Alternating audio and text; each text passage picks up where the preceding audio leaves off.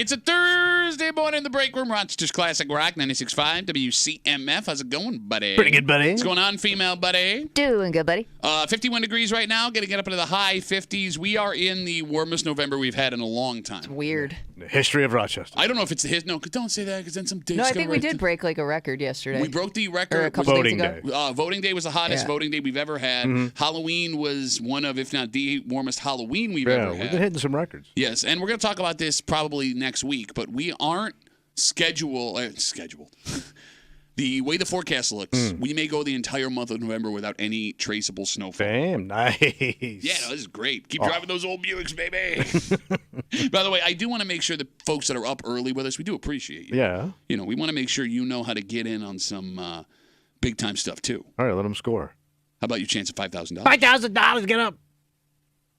It's easy to win. Download the free Odyssey app, log in, listen to WCMF for a minimum of 1 hour each day. Hell, you start doing that now, you're not even into the good stuff yet. Really? That is your daily entry, logging in and listening for an hour each day. You're a one daily winner on this national contest. Will walk away with $5,000.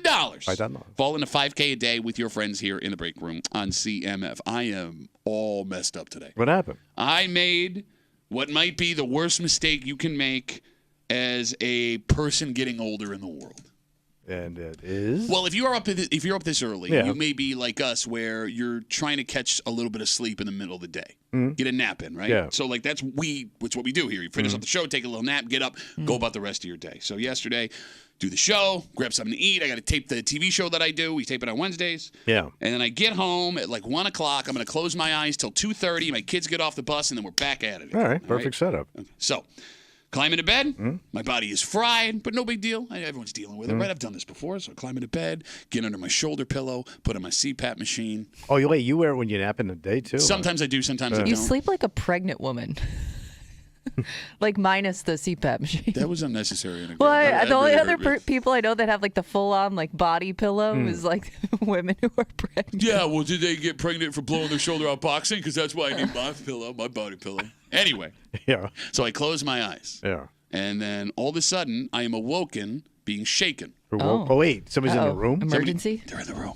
So who's in the room? Well, it depends on what you think an emergency is, because it's my 14-year-old daughter, and she's shaking me, and she's going, I'm going to be late for hockey practice. Or how'd she get home? It's 5 o'clock. You slept through everything? I Well, it was slept- kind of like dark outside. It was like, a cloudy day. Sometimes those are just the days you really... So you crashed Clock for out. hours. Bro, I set my alarm, and you know me, man. I never oversleep. I am never late for anything. I pride myself on the ability that I can get out of bed at all hours and just go and do my thing. And I don't know. I must have had my phone, like my volume on my phone, like way down. I don't know what the hell happened. I slept through everything. And So how long did you nap? 4-hour nap in the middle of the day, dead That's to a the sleep. world. Dead to the world. So, like, there is nothing worse than being woken up out of a sound sleep. Yeah. And here's what You, makes... it was at one of those times too where you didn't know like time, No place, idea. You don't know like- where you were at. Yeah. The fact that I was staring at my daughter, who Right. doesn't get off the bus Yeah. normally, for an hour and a half after I get up, I'm like, what? I thought something was wrong. Yeah. And she's like, I'm going to be late for hockey. And I'm like, no. Crap! Right? So what makes it even worse, it's not just standard hockey practice last night. They had hockey pictures, team pictures. Oh, all right. So my daughter had to be at the rink, supposed to be like an hour before practice, because that's when they're going to shoot him. But because she is a 14-year-old girl, she had to be at the rink half an hour before that so she could do her hair and makeup with all of her teammates. Well, that makes sense. They're girls. I don't remember doing that when I was getting my team pictures done. Come on, boys, let's go in the bathroom and do each other's hairs and makeups. So I'm like sprinting through my house. I wore pants with no underwear to the rink, which I've never done before in my life. That might be illegal, but go ahead. Okay, yeah. So like, right. So I got to get back home because I got to take my other daughter somewhere that I'm all over the place. All right. I'm all over. I get it done. So I'm exhausted too, right? Like despite this deep sleep that I got, being shaken out of that. Now you're off your routine. Exactly. It's a disaster. So I'm like, I get home, I grab something to eat. My wife's gonna grab her on the way home from my oldest from what she's doing, this and the other. So finally, I'm like, eat my dinner. Wife gets home around like 8:30, 9 o'clock, and we're gonna get ready for bed. Thank God. And I get in bed last night, and oh no, What happened? I can't sleep. Oh, because you're over. I slept 4 hours. Yeah, it's like having a shot of coffee. You got it. So I didn't really fall asleep last night till like 11:30. And now I'm exhausted because I only went to bed for like 3 hours last night. So I now am under. You got to reset. Well, how do you do that? You got to do it today. How? You got to make sure you don't take that super long. You got to get back to your routine. Okay, no, 'cause immediately. if I get back to the routine, here's the thing, man. I'm fried. I am fried right now, right? So I know if I close my eyes again, I'm going to run the risk of sleeping through my alarm again. So like my one thought is like just push through. Okay. And then get to the end of the day and go to sleep. But then I'm worried if I push through and I'm that exhausted, I won't wake up tomorrow and the show will be the worst we've ever done because the talent is not here. Well, at least it hasn't affected your ego. I would say get back. No, don't. Don't push through. Take the nap. Try to take it. Yeah, Try to reset yeah. your body to what you normally do. Okay. You're the last person in the world anyone should take sleep advice from. Why? Because I sleep well. That's what I mean. Nobody else does. You're the It's only hard adult. to relate to you. Right, Kimmy? He's the only adult that we know that actually sleeps. Like does your mind ever race, or you're kept up by something at night? You'd where, have to have something in there for it to race. Like I feel like you're like, well, bedtime. Go. You lay your head on the pillow and you're asleep. It drives my wife crazy that I can go take a nap and at night by 8 o'clock I am sound asleep and I don't budge till like 2:30 in the morning. Yeah. Yeah. It's amazing. Yes. I mean, I'm jealous. It drives I'm me. jealous. And like the fact that you take like what, a 45-minute, hour-long nap every day. Yeah, about that. Get up and go. Because like if I had the ability, I would sleep for 4 hours every day after we got off the air. I also drink massive amounts of coffee And you sleep. and alcohol. Like the two things they tell you don't Yeah. do if you want to get to sleep. Sure. And they're wrong, obviously. No, they're not wrong. You're just a Maybe freaking for you. weirdo, right? Like you don't have like for whatever reason, like your body has not evolved to normal human status. I also watch like horrible news right before I go to bed. Because you're like, how What bad. is? How is your brain programmed? Oh. Again. Just don't take everything. Just, chill, man. I'm chill. I'm straight up chill. Everybody just chill. I'm Just sorry. I'm straight chill, up man. chill. I didn't think to just chill. Not maybe. chill. Straight up chill. Straight up chill. It is now becoming apparent, and What? you're out of this conversation Why? talking to Kimmy. I don't have kids. No, because your body, because you have the metabolism of a three-toed sloth. That's why, because you can just close your eyes anytime, and you also take a dump once every 3 days when you climb down a tree. Kimmy, the worst thing that can happen to you as an adult is your sleep schedule being thrown off. Well, 'Cause especially when you're so routine. I never understood people. They're like, well, I guess like it depends on your job too. But like people that can just lay down, they're like, you know what, I'm kind of tired, so I'm gonna lay down for an hour or two. And then like they do a completely different thing the next day, and I'm like, but doesn't your body tell you need a nap right now? Like my body is so like conditioned. Like even if I can't nap, my body's still like, hey, I think it's time to nap now. So I'm gonna be tired no matter what I'm doing. And like if you do that thing outside the routine, and again, just take notes at what normal humans do so you can fit in next time you got to go to a cocktail party with your wife. If you break that routine and your sleep schedule is thrown off, it will take you 7 to 14 days to get back on a regular God, schedule. 14 I would days. say, yeah, because every time we Jesus have a time Christ, man. change, it takes me a couple weeks to adjust to that. Pave a highway in 14 days. Put you under it. Like even right now, with us gaining an hour last weekend, my body's still waking up at like the normal time from like last week. So I wake up an hour earlier than I need to, but it's just like my body's like, well, time to get up now. Like how I understand that the brain is like the most mysterious organ we have, and we don't know anything of that, and we don't even really know why sleep exists, right? Like they've done studies as to why we have to sleep, and they don't have a definitive answer. Right. But it is amazing for as much as we study this, and as long as we've been around as human beings, we can't figure out sleep. You just can't figure it out. How to get more without having to take something to do it. How to wake yourself up and be awake without having to drink coffee or smoke cigarettes or whatever it is. To right? stimulate yourself. Exactly. Like you're just constantly riding as an adult this roller coaster of go to sleep, wake up, go to sleep, wake up. Like that's all life is go to sleep, wake up. Yeah. It's hard. Super hard. That's how they torture you, right? Anytime they want to torture somebody, they just don't let them sleep at all. Well, that's what's funny, man. Like, you know what really frustrates me? 252 WCMF. Algebra? Well, that. Yeah. Took a 4-hour nap by accident yesterday, and now I'm all over the place. I mean, it's going to ruin the rest Yeah, of you're not even European.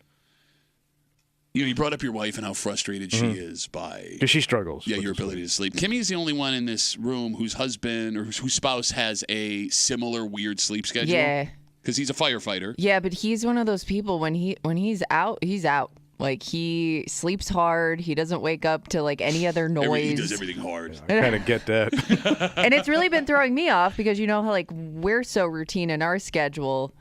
Like now that I'm trying to adjust to his like weird sleep hours too. So sometimes like I'll be getting home, he's getting out of bed. It's just like I don't know. I don't know how he does it, but he seems to have no problem sleeping when he's tired. So like if your spouse has a different sleep pattern than you, if you are up earlier than your spouse, right? It can feel sometimes like they don't understand your struggle. Okay. Right? Because it is a struggle getting up early every day, right? Like, granted, we don't actually do work when we get here, but getting out of bed, not easy. And there are rare days where my wife, who normally gets up around like 6 o'clock in the morning to go to work, will have to get up at like 3:34. Yeah. And at Just because you wake her up? Well, no, just based on she's got something to do. Oh, gotcha. And those days she'll be like, oh, man, I don't know how you do this. Well, good night. And that's the end of it. Like, hey, maybe on the days that you're not getting up at 3, 4 o'clock in the morning, a little more grace when it's like, 7 o'clock at night and I'm just staring at the wall and you're yelling at me that I got to do something, right? Like, the hardest relationship to keep is the one where two people have different sleep schedules. Yeah, and that's got to be most people.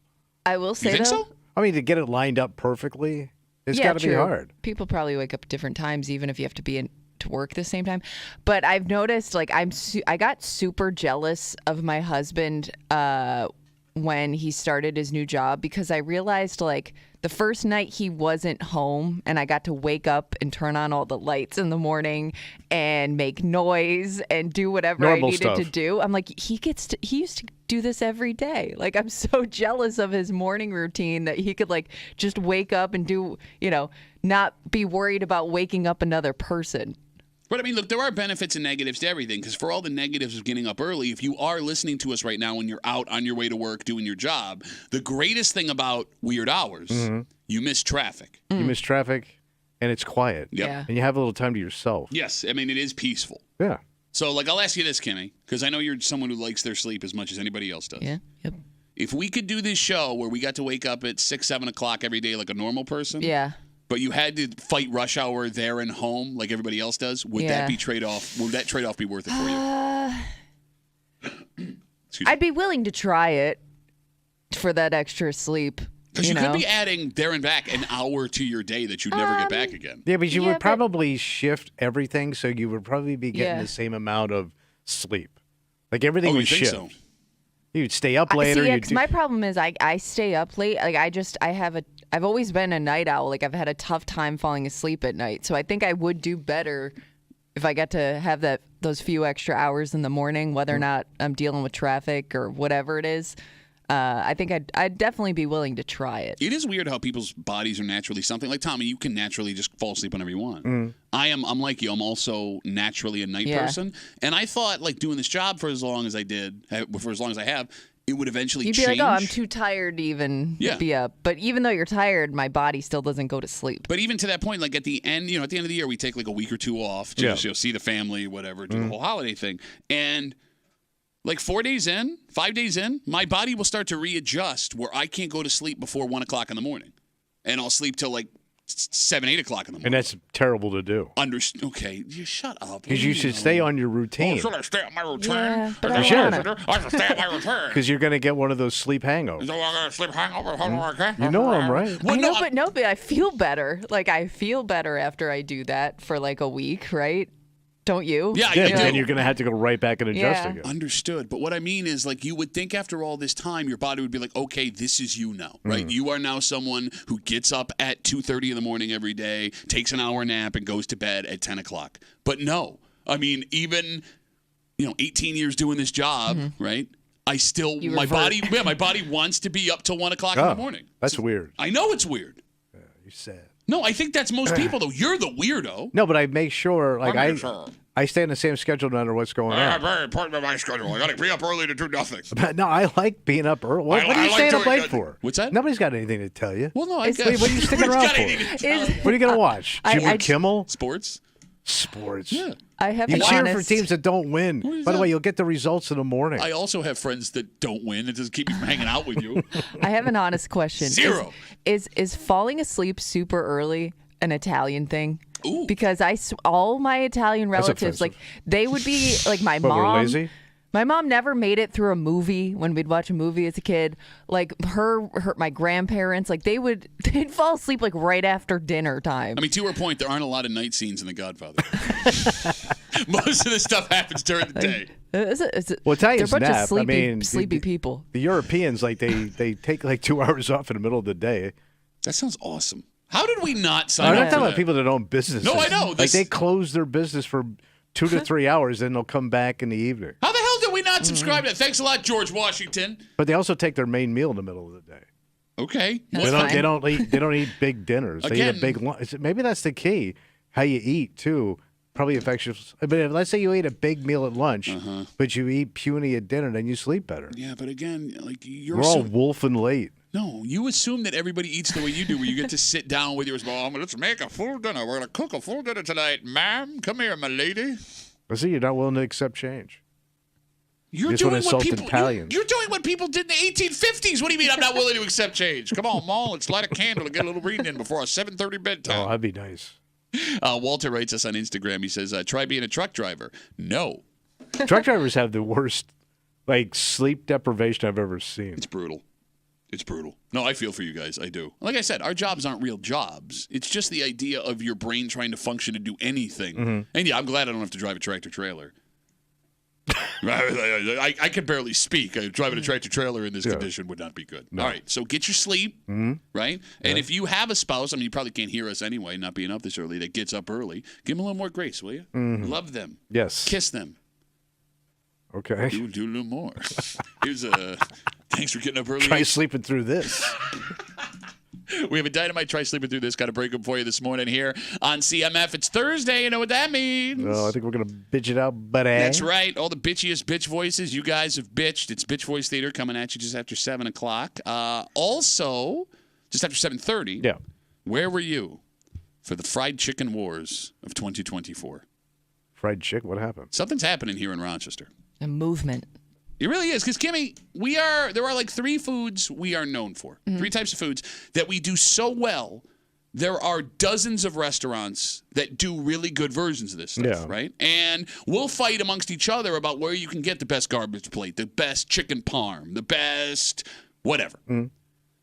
This was never something that you could find in Rochester authentic and good. And all of the sudden, over the last 2 years, these places have popped up, and now we're talking a fight. And what the hell about this food that traditionally was nowhere near Rochester Yeah. has caused, why is it here? Why is it blown up? And why are we all in on all these places? Damn. We'll get to it. It's after 7:30 here in the break room on CMF, plus a whole bunch more. But first, Tommy. Yeah. Well, you know, Walter's not the only person that wrote us on Instagram.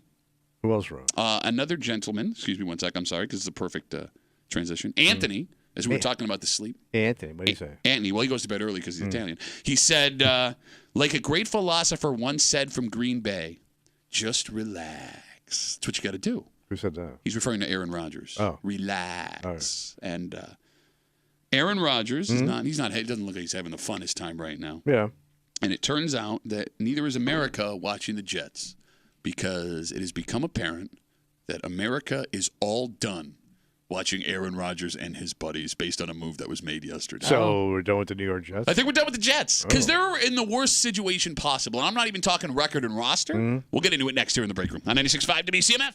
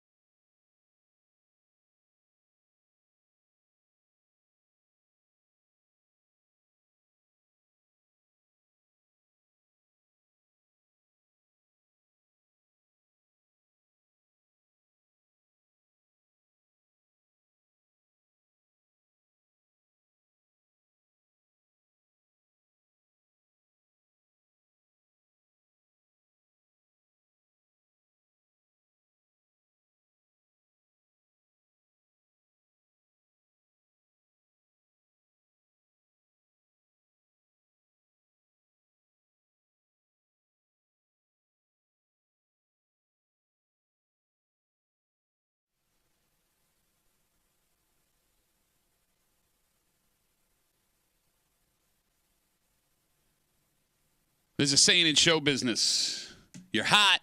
Get out. You're hot till you're not. That's baby. true. And we are in the not situation for these guys because if they were doing really well, everyone would want to watch. And if they were a disaster, everyone would want to watch. But because they're in this weird middle part, it seems that America is now done with them. Oh. You're hanging out in the break room. Rochester's Classic Rock 96.5. WCMF just after 6:45. Lollipop Farm is looking for some folks to take in this very unique animal. Well, I say unique. It used to be unique for a pet. It's not a standard pet, though. But it's becoming more and more common. Oh. And I guess what we need to figure out is if this pet was coming into your house, who would be more likely to say no? The husband or the wife? And we'll get to it just after 6:45 here in the break room on CMF. Bills Colts Sunday, 1 o'clock. I'm going to be hanging out at Bill Gray's Tap Room in Chi-Li. Go anyway. Oh, my it's a God. Great place. You know what's great about the break room? What? We never write new jokes. We are now at the time of year where the NFL is picking and choosing which games they want people to see in primetime based on how well teams are playing. Flex scheduling, right? You get the awful games out of the primetime spots, and based on a move made this week, one thing has become very clear. What's that? America is sick and tired of the New York Jets. So they've tanked? Yes. In the TV? Well, over the first 9 weeks of the season, the Jets have already played in 6 primetime games. Wow. Let me say that again. The 3-6 Jets have played double the amount of primetime games than they have wins right now. Ooh. And the NFL was trying to get all the mileage they could out of the lightning rod that is Aaron Rodgers. Sure, makes sense. Yep, not to mention, some rubes had him as a Super Bowl favorite, so there was actual football involved here. Tommy? Yeah. It seems that ship has sailed. Ooh. The NFL announced this week they are pulling the plug on the Jets' scheduled Week 11 Sunday Night Football appearance against the Colts. Oh, they can do that. Well, they both kind of suck. I mean, the Colts are in the mushy middle, too. Yeah. Right? Yeah. I mean, we'll say mushy that. middle. We'll find out if what happens with the Bills this weekend. The Jets-Colts will now be at 1 o'clock, so the game has been moved. But even more insulting than your team being moved off of prime time might be the game it was replaced with. Because if you had a matchup like Ravens-Chiefs... Right, I can understand why Yeah. they make the flip. Exactly. Primos. Yeah. They are moving the Jets and the Colts to go with the Bengals versus Chargers. Oh. Two that teams. doesn't really sound like a great idea either. No, but apparently America hates the Jets so much right now because, the NFL has data on every game that gets watched. And, People think they've seen enough. They've seen all they need to see. yes. Well, once you get the LA market in there, maybe they want that. I mean, but Is it big? I don't know. Is the LA market big? It's No, not, I mean, it's okay. well, LA has a weird relationship with the NFL. People don't go to Chargers games. Well, they don't really. They go to Rams games. They Like, don't go to Chargers. college football is bigger than in Los Angeles than the NFL. Yeah, I mean, I haven't been out there in a while. I don't know anybody who lives out there Like, now. it's more of a baseball town. Yeah, I mean, we saw that during the World Series. So does that mean 252-WCMF, 252-926-3, we're all officially done with the Jets? I would assume so. Okay. Because you don't even see Aaron. Does Aaron Rodgers still do commercials anymore? Because he doesn't do State Farm. He's out. I love how that's Tommy's gauge for how well a team is doing, how many commercials their quarterback Yeah, I think is that's how they in. gauge this stuff. I want to make fun of him, but I'm kind of with him on this. Yeah. Like, Like, now they got Josh as a gladiator. Yeah, pretty cool he's in there. commercial. Yeah. Pretty cool. pretty Yeah, you sweet. into that? Yeah. Gladiator boys? Yeah, I'm happy to be in the Gladiator, Josh Allen. Jump in.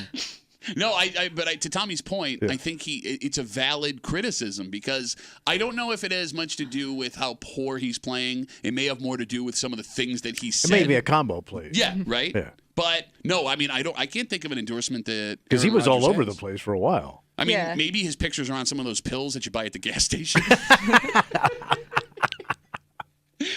So it's funny with the NFL. People want to watch if you're one of two things. They want to watch if you're really, really good, Oh, of course. right?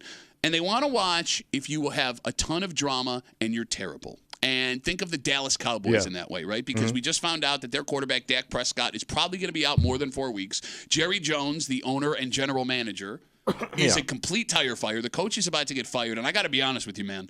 I'm going to try and find that Cowboys game and watch it this weekend. So who are they playing now? I don't know. You Don't don't- care. you don't Do care. not All right. care. Do not care. They're playing somebody. Yeah. Like somebody with a name. Okay. Yeah. But I'm going to go out of my way to try and watch the Cowboys completely collapse. Play the Texans, by the way. Texans. Okay, there you go. And it's a Monday night game. The Battle of Texas. So wait, they didn't move the Cowboys Oh, off? no, I'm sorry. This Sunday they play the Eagles. Okay, there you go. It's Well, a that's big a good divisional matchup. game. Yeah. Yeah. But I'm going to watch that game. Yeah, that's a good game. Only because the Cowboys are so terrible, and that's the problem the Jets have right now. They're obviously not good, but they're 3-6, so they're not like the worst team in the world. So I don't get the excitement of watching a good team led by Aaron Rodgers that has the potential to make a run. I also don't get the excitement of seeing, are the Jets going to win more than one game this season? So who cares? So they don't have any good marketable team in New York City because the Giants also suck. Also terrible. Yeah. But when's the last time the New York had a marketable football team? Well, didn't Dayball go on a mini run when he first came into the league? Like they were all excited, They had and some- then that kind of tanked. Yeah. They had some like kind of exciting endings to their games Remember last he was year, dancing, but then it was goofy. they kind of lost the spark there. They lost that weight, and all of a sudden the spark went away. Yeah. Just saying. And what makes it even more brutal for both New York teams What's that? is the baseball team, the basketball teams, the basketball team, the hockey teams are good. Oh, They're all wait, the good. Knicks are good. The Knicks are good. Well, they're supposed to be good. The Nets. Nets, I'm not sure about right now. But the Yankees and Mets. Yankees made it to the World Series. Mets Yeah. made it to the NLCS. And the Rangers are good. Yeah, Rangers are good. Oh. So All right. you're the two black sheeps in the biggest sport in the country. Yeah. By the way, you brought up the whole media market thing with LA and the Chargers. It's New York. I know. They're moving away from the largest Yeah. media market in America. That's how boring the Jets are right now. Damn. All right, so let me ask you this question. What? As we move into flex scheduling time with the NFL, 252-WCMF, 252-9263, we obviously don't want to watch the Jets. And I'm not even excited about the Bengals versus Chargers. But over the last 8 weeks of the season that we got left here, what teams do you want to watch? Well, I mean, obviously you want to see Kansas. Well, you want to see the marquee team. Okay, so right now the marquee teams are the Chiefs, Lions, Ravens, and Bills. Those are the ones that are most successful. However, you can also understand why some people would get sick of seeing the same teams over and over again. Yeah. And the Bills and the Chiefs have gotten like 5 to 6 primetime games every year for the last 4 years. Yeah. Is America sick of us in Kansas City? Well, they're probably more sick of Kansas City. I mean, we are also playing in primetime 5-6 times a year. Yeah, but Kansas City's like all over the place. You know what you sound like? What? Yeah, his dad lost his job too, but my dad could beat up your dad. It's Sure, true, they're though, both man. unemployed, but my dad's pretty cool. Think of how much outside noise Kansas City makes off the field. Okay, Yeah. yeah, It's that's fair enough. Constant. Fair I mean, enough. the biggest thing in the NFL last year was Travis Kelce's relationship with Taylor Swift. I mean, his brother's getting rich off of him dating that woman. No, you're right. I mean, look, that's a valid point. Right. So maybe Kansas City is ahead of Buffalo, but I think you can I don't make the think argument. people are sick of Buffalo yet. All right, if I take off my fan helmet here, I mean, you would understand, as exciting as Josh Allen is, that if I have to watch Buffalo 5 to 6 times a year in prime time and I'm not a Bills fan, plus the primetime playoff games that they don't even count in those, Yeah. I think I would be sick of watching the Bills But too. you can make that case for any team that's not your team that's in prime time then. I think right? the one thing the Bills do have going for them, though, in terms of primetime games, if they maybe not so much this season as last season, but they've always been in these super close situation games There's that drama. no matter like who you're watching, you're gonna stick around because, well, this is getting interesting. You know what I mean? Like it wasn't a blowout necessarily on either side, at least last season. Yeah, that's a good point. That's a I good would think a point. lot of people would like to watch Detroit more. I'm with you 100%. Because Yeah, that's no. the team that's on the way up and they're crushing. They're a really You're good right. team. They're a great story. You have an interesting and endearing head coach in Dan yeah, Campbell. I mean, that's a story. right? And it's a fan base too that everyone is rooting for because they've never won a Super Bowl. I mean, They're Detroit, Buffalo. exactly. So as we look down the schedule here for the Bills, because they have a primetime game against San Francisco, and I believe that's the last primetime game they have scheduled for the rest of the year. If they're gonna have a game flexed into primetime this season, I think the best chance would be that Bills-Lions game. And what is that? So that's a 4:25 game, December 15th. And you put that into like a night game? So listen to this. What? That Monday Night Football weekend, that week, it's a doubleheader. Bears, Vikings, Falcons, Raiders. Yuck. Yeah. Yuck. I mean, if the Bills continue to win and the Lions continue to win, how do you not move one of those awful games to put Jared Goff? Because even the game they played last year on Thanksgiving with the Lions being less than they were 2 years ago was an instant classic. Game-winning drive, Tyler Bass walk-off field goal. I forgot. I don't even remember every game. It was like the greatest game they've played in. Okay, and it was also the week, that was the week they had to play 2 games in Detroit in 5 days because of the snow. I do remember that. A buddy of mine went out there. Yeah, I was there. Hey, good to see you. Thanks for listening. Oh, yeah, and you went too. I forgot. Did a show. I was in a better studio with better radio talent in Detroit. You have no interest in the Ravens in prime time? Yeah, I mean, because of Derrick Henry. You are so obsessed with Derrick Henry. He was also a gladiator in that commercial, you perv. Yep. Well, he should be. I can back it up. Kimmy, if you could pick one team other than the Bills you want to watch every week, who would it be right now? Ooh. I mean, Detroit is one of those teams, I think, just because I haven't seen a lot of them, so they're kind of new and interesting and good, and they're fun to watch, and you don't hate them. It's got to be a team for me that I don't hate. I don't have any ill will towards. The one thing that sucks about Detroit and watching them this year, they're blowing everybody out. Yes. They blew out the Cowboys. They blew out the Packers last week, and like they're going out of their way to blow teams out. So like as fun as it is to see this team doing well, and as much as you're rooting for that fan base and the players, right? Jared Goff, the quarterback, was sent away from Los Angeles off the scrap heap. The games aren't that entertaining. Oh, because they're blowouts? Yeah, the games aren't close. There's no drama. It's just like, okay, they did it again. Oh. Right? Because I watched the Packers game last week in the rain. And Maybe the like, Vikings? Vikings been in some good games. I watched the Vikings suck. Okay. And they don't suck. I mean, they don't suck. boring. And they play in that cool stadium. I don't get you. Bro, all the fields look the same when you're watching the game. No, but that stadium looks wicked-ass cool. Wow, pretty sweet, bro. It is. Check it out. They also got... You were bragging about the Detroit stadium because it's an old factory. Because I was inside the stadium. Oh, I was there, man. I walked around. It's different, man. I was there. No, how is it not You different? don't get it, man. You don't. That's what I'm saying. I just care how it looks on television. Wow, cool. The field is green, and they painted the end zone. I don't care how many salads you ate in there. I had my Thanksgiving dinner in that stadium. Thank you very much. You did. Deep fried turkey leg. Shut up. Let's take a break. Probably puked it up. I think actually. I have puked in Detroit after a Bills game on multiple occasions. This is not what you would call a traditional house pet, but it has become way more common recently than in the past. Sounds like a pain in the ass. Well, see, here's the thing. You love these things. I know how weird you get about pets, but I think this is the one exception you'll make. I think so. So is it exotic? You definitely want to pet it. Yeah, you would. I don't know, Kimmy, would you call this exotic? No. Okay.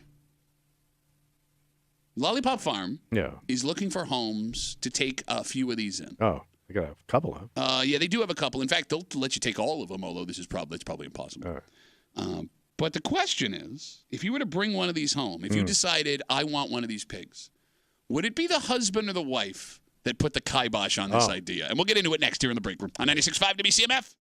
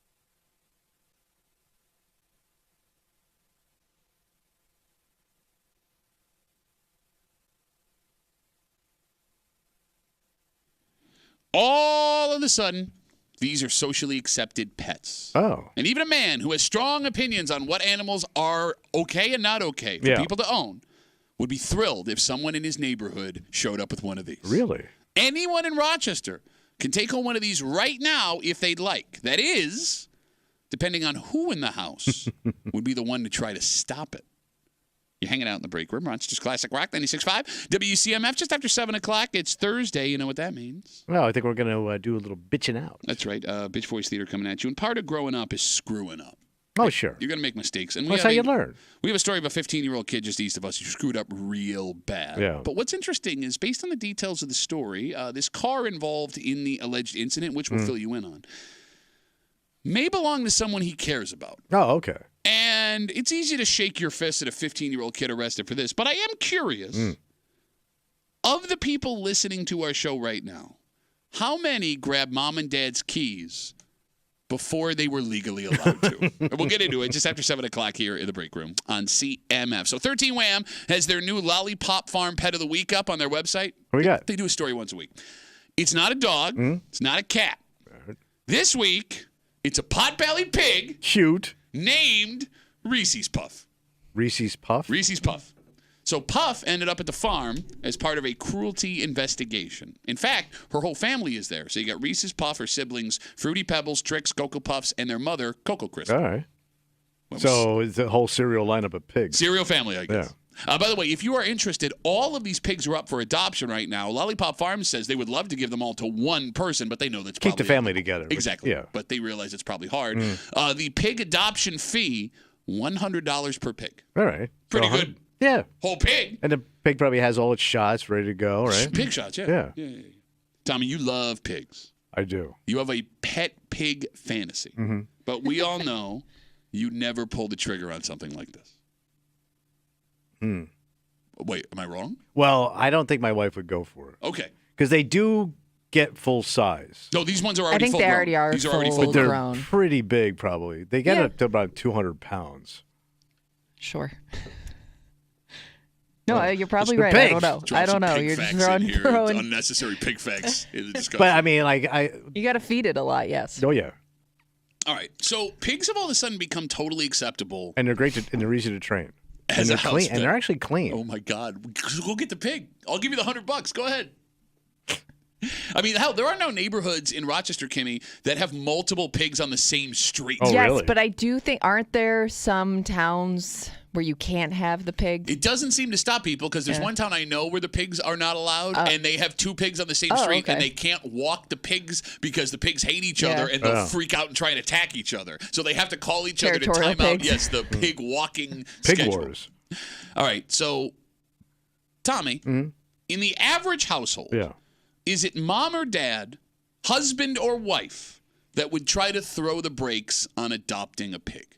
Well, I'm going to say it's going to be the wife. Okay. Because she ends up doing all the heavy lifting with the pets Okay. for the most part. So you say this is a husband pet fantasy, a pet pig. Oh, yeah. I think so. Because But you always see dads getting surprised with a new pet. You know what I mean? Like dad didn't want the dog, then dad fell in love with the dog. Like those are always the videos you see when it comes to like which parent didn't want the pet. It always seems to be the dad. 252 WCMF. In your family, 252-9263. Would it be the man of the house or the lady in the house that said no to the pig? Because Kimmy, he says the husband will put the brakes on the pig. Would you agree as a wife? For our house, yes. Okay. Because I mean, we would have like multiple dogs if it wasn't for my husband. Well, he's a kind, loving person, and then he married you. No, I'm saying I would want. Oh, I get what you're saying. Yeah, he. The reason we only have one is because he's like, no, we're not doing that. But if he brought the pig home, you would not want the pig. Oh no, I'd be cool with the pig. So he would stop the pig. Yeah, I'm Okay. saying he's the too one much that would competition put in the, that house. He's the one that would put the. He would, tell me all rational points why we shouldn't have a pig. Okay. You know what I mean? Like he'd be the logical one where I'm like, but it's cute. So And they she- never have leftovers. So what's the pig going to eat? So wait a minute. Also true. In her house, she's the one that wants the pig. Yeah. Husband stops it. Yeah. So we're split 50-50 here. Yeah.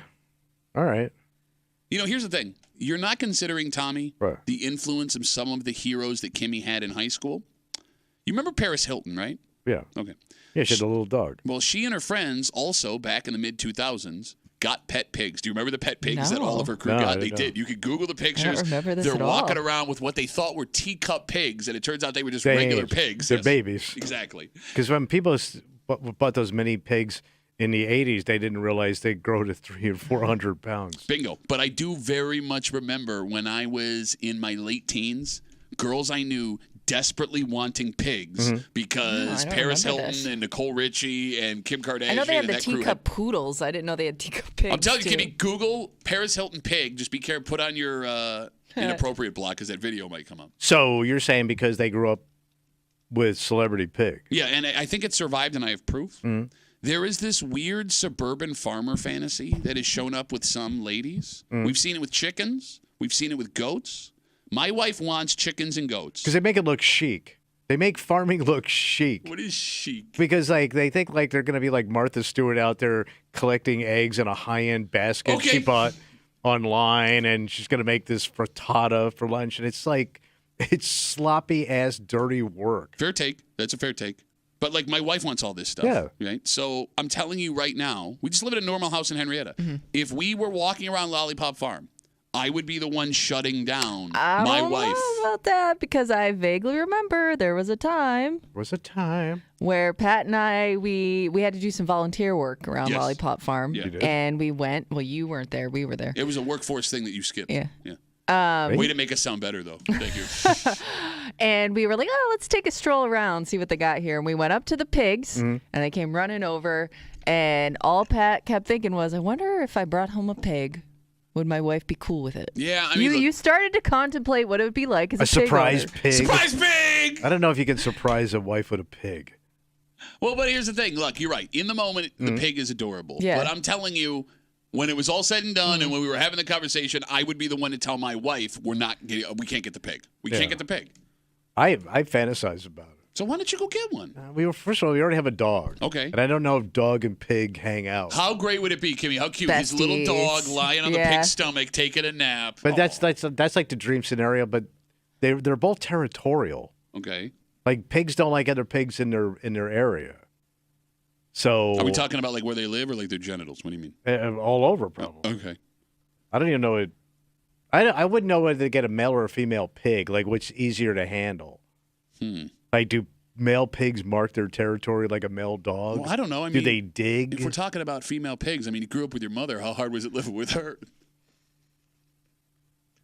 It was actually very difficult.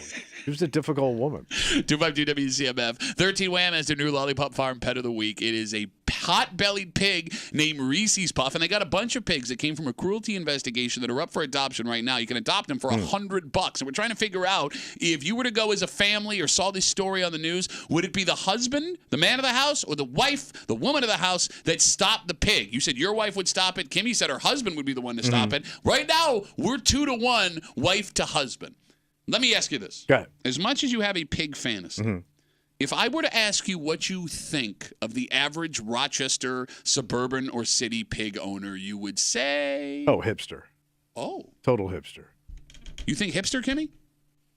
I mean, it'd be. It's an out-of-the-box It's pet. it's kind of the same person that does a lot of like, home garden stuff. You know what I You mean? think Like so? a lot. You're Yeah. vegan. First of all, you're a vegan. Wait. You would own a pig and be vegan at the same Yeah, time? it would be Yeah, hard. because I like you're think of how anti-meat. hard it would You want be. to save the pig. Okay. But But think think about it on a of hot One day. less how- BLT. really hot day, like 95 degrees, that pig starts smelling like bacon. You couldn't be vegan for long. It'd be really hard to eat any sort of pig product if you own a pig. Because you're looking at that I could eat through pig. that. I think I could too. Yeah, I You- could I don't bother me. know. I don't know. I'll make sure he's not in the room. Yes. Don't look. No, but like the pet you own says a lot about you. Sure. Like Tommy, you think dog owners are the best people. When you think cat, when you see cat people, you think what is I think less of them. Okay. When you see lizard person, you think Even less there. okay. Because that's not even a pet now. Like, there's nothing adorable or know. cuddly about a freaking lizard or a snake or a goddamn turtle. I don't know. Like, you people can't like say that they snuggle. bond with these animals That makes you a creep. That makes you Satan. What?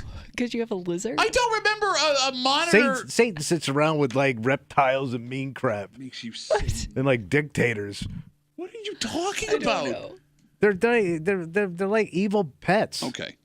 They're nasty. They don't even look good. No, it's funny you say hipster and Kimmy doesn't disagree with you, but I don't think pigs as pets have been around long enough where you can get a full read on what kind of people pig people are. Oh, pigs have been around for a while. They were huge in the 80s. No, I mean like as a pet in your house. Oh. You know what no, pigs have been around since the beginning of I'm animal. talking, but there were pet pigs back in the day. Really? Yes, that's what I've been trying to tell you. Like, people bought them in the 80s and early 90s thinking they were going to stay as little things, and people were, like, freaking out. They were called the miniature potbelly pigs, which was a scam. No, that I got. Yeah. What I'm saying is I now know multiple people that own pigs. Mm-hmm. Every neighborhood, not every neighborhood, but there are a lot of neighborhoods and suburbs throughout Rochester that have pigs. But they're inked up. They're pierced up. They got multiple pairs of Doc Martens they're going to wear with unusual pants. What I'm saying, unusual pants. Yes. What I'm saying is I never met anybody that owned a pig until just a couple of years ago, right? It's more common now. Because, like, here's the thing. When it comes to the pet pig, sometimes the owner of the pet pig is just a bro looking to have fun. We brought up the suburban farmers. Sometimes they're country folks that let the pig live inside. You don't see a lot of city pigs. No, I've never seen one. Have you seen a city pig? Nah, I haven't looked. Well, but you got to have a little space to. I mean, you can't be living in an apartment with a pig. Do they need a lot of space? Well, I'm just saying, like most landlords, I'm guessing no pigs probably on your lease. It probably says no dogs, no cats. Yeah. But it doesn't say no pig. Doesn't say no pig. Is there a lot of work that goes into raising a pig? I'm assuming yes. I think it's a just pet. Yeah. Every pet has issues. No, I get It's it. more the amount of food it probably has to eat throughout the day. But like dogs and cats, right? Like dogs are more labor intensive than cats are. Like is a pig more like a cat where it's okay? I think a pig goes more like a dog. Yeah. What I've seen online. You know, I brought up the whole. Kimmy can't get enough of Tommy. And Tommy's his pig his pig research. And you know what's great about pigs? What's that? They don't seem to mind if you dress them up. Like if you put a costume on them, it seems like they maybe it keeps them warm. They don't have a lot like of if you want fur. to dress them up for the holidays or Halloween, they seem to like. They don't mind. They buy into it. What are you're just watching a video of someone that already dressed up the No, pig, but you though. could put like big ass sunglasses on them, and it looks really funny. Like you could dress one up like Andy Reid for the game. That would be a pig Andy Reid, which is very close to Andy Reid, would be very funny to have for a Halloween costume. Very funny. Very funny. Let me tell you. Silly. What would be funny and silly? Pig Andy Reid. That's what it would be. I saw a hot one on the internet. Like, we were talking, like, what do they eat? What do you feed a pig? Do you buy pig feed? I guess, but they eat slop, though, too. Like, so you could, so your mom. So I would let the pig eat. Oh, the sunglasses fell off. Fruits, vegetables, hay. So I have to buy, like, separate food for the pig. So they eat grain, right? Why are you asking me? I asked the like question. Corn and stuff like that. I don't know. Yeah, Corn-fed zucchini, carrots, pig. squash, pumpkin, and all the vegetables. So, like, I can't go to, like, Country Max and buy, like, a bag of pig feed. Maybe. You can Maybe ask they that sell fat it. kid on TV over there. A lot of hay. He looks like he eats a lot of feed. No, because, like, that would be the hardest part of raising a pig. If I can't go buy a bag of just straight up pig food. No, but I wonder if you could just feed it scraps. Like if you could feed it like the stuff like your leftovers. Yeah, and no, stuff. I'm sure your pig would love to eat your leftover fennel and strawberries. Listen to what Well, he it does. eats. Yeah, it's actually, pretty much my would like diet. that. Celery. I love squash. Uh-huh. I love me some squash and celery. Feed it a pumpkin. Oh, I'd want to watch a pig eat a pumpkin. That sounds like fun. Let's take a break. All right. It's Thursday. You know what that means? oh, it's time to bitch it out, buddy. That's why we got a Pitch Voice Theater coming at you. And look, it's going to be easy to shake your fist at this kid. And it's also easy as you get further away from your childhood to forget what we were capable of or what we've even done. Yeah. Because I am curious with one little interesting detail in this story of a 15-year-old, a car, and a police chase. Yeah. What percentage of this audience listening right now may have taken mom or dad's keys before the state allowed them to drive? So underage. Possibly. Oh. And we'll get into the story next here in the break room on 96.5 WCMF.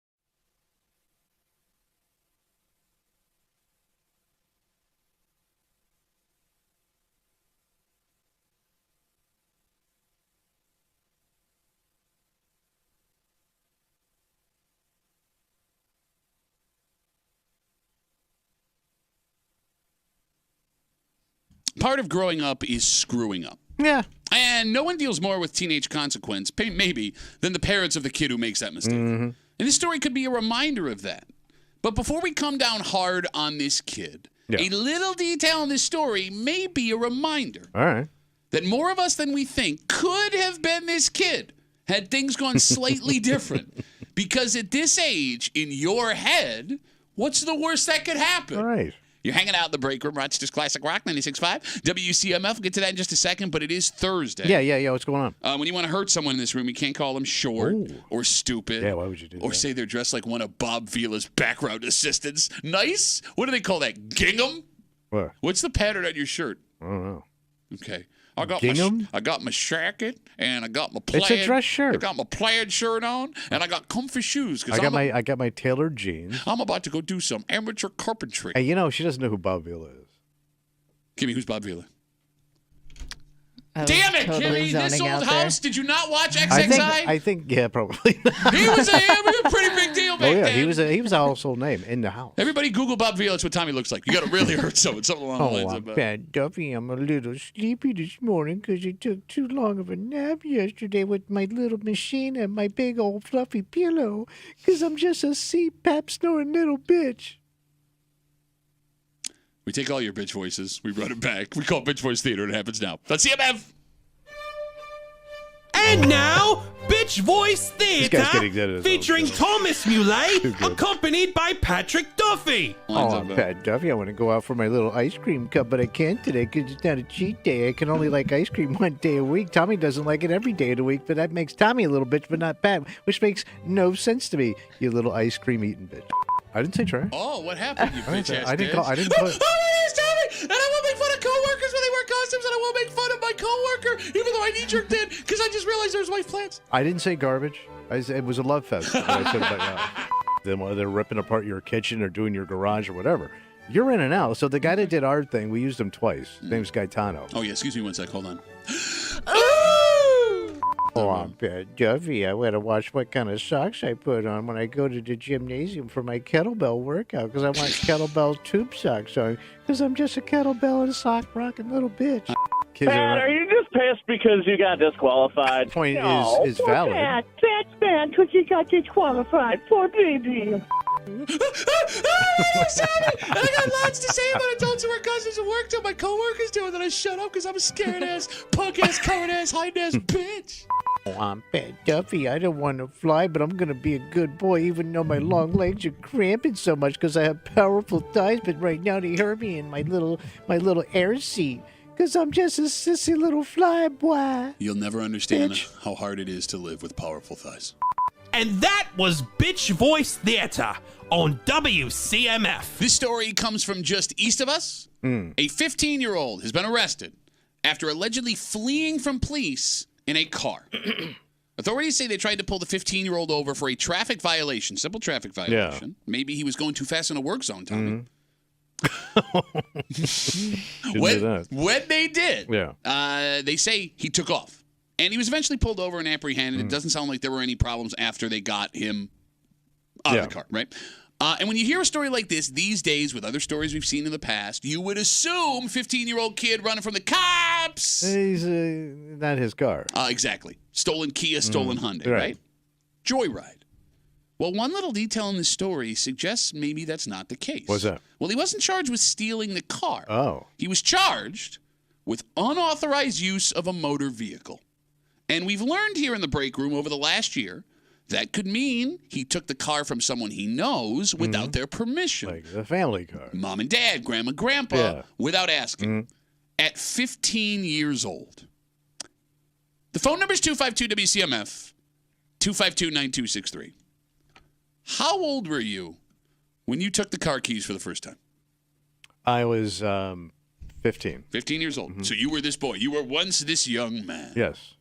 And I was semi-authorized to have it, even though if I got pulled over, my parents' ass would have been grabbed. So it's kind of like a we'll look away here. Oh, it was worse situation. than that. Yeah. Not even look away. It was authorized, don't get caught. But okay, so like they gave you permission to take it though. So I had a job after school. I love how he brags even now. I had a job. I go to work and make money. Making my own money on American soul. American soul? Working for an American company. So my parents wanted to take a vacation.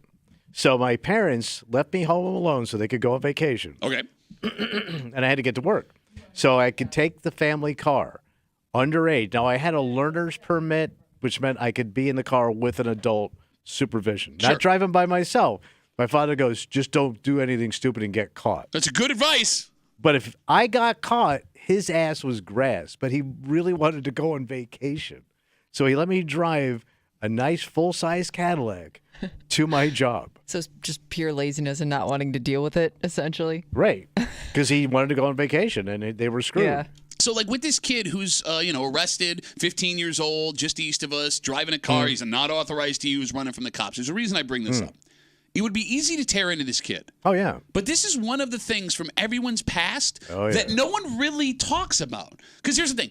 It's possible that only a handful of us took our parents' cars at 15, took our parents' cars without asking, and even fewer did it before they had a driver's license, right?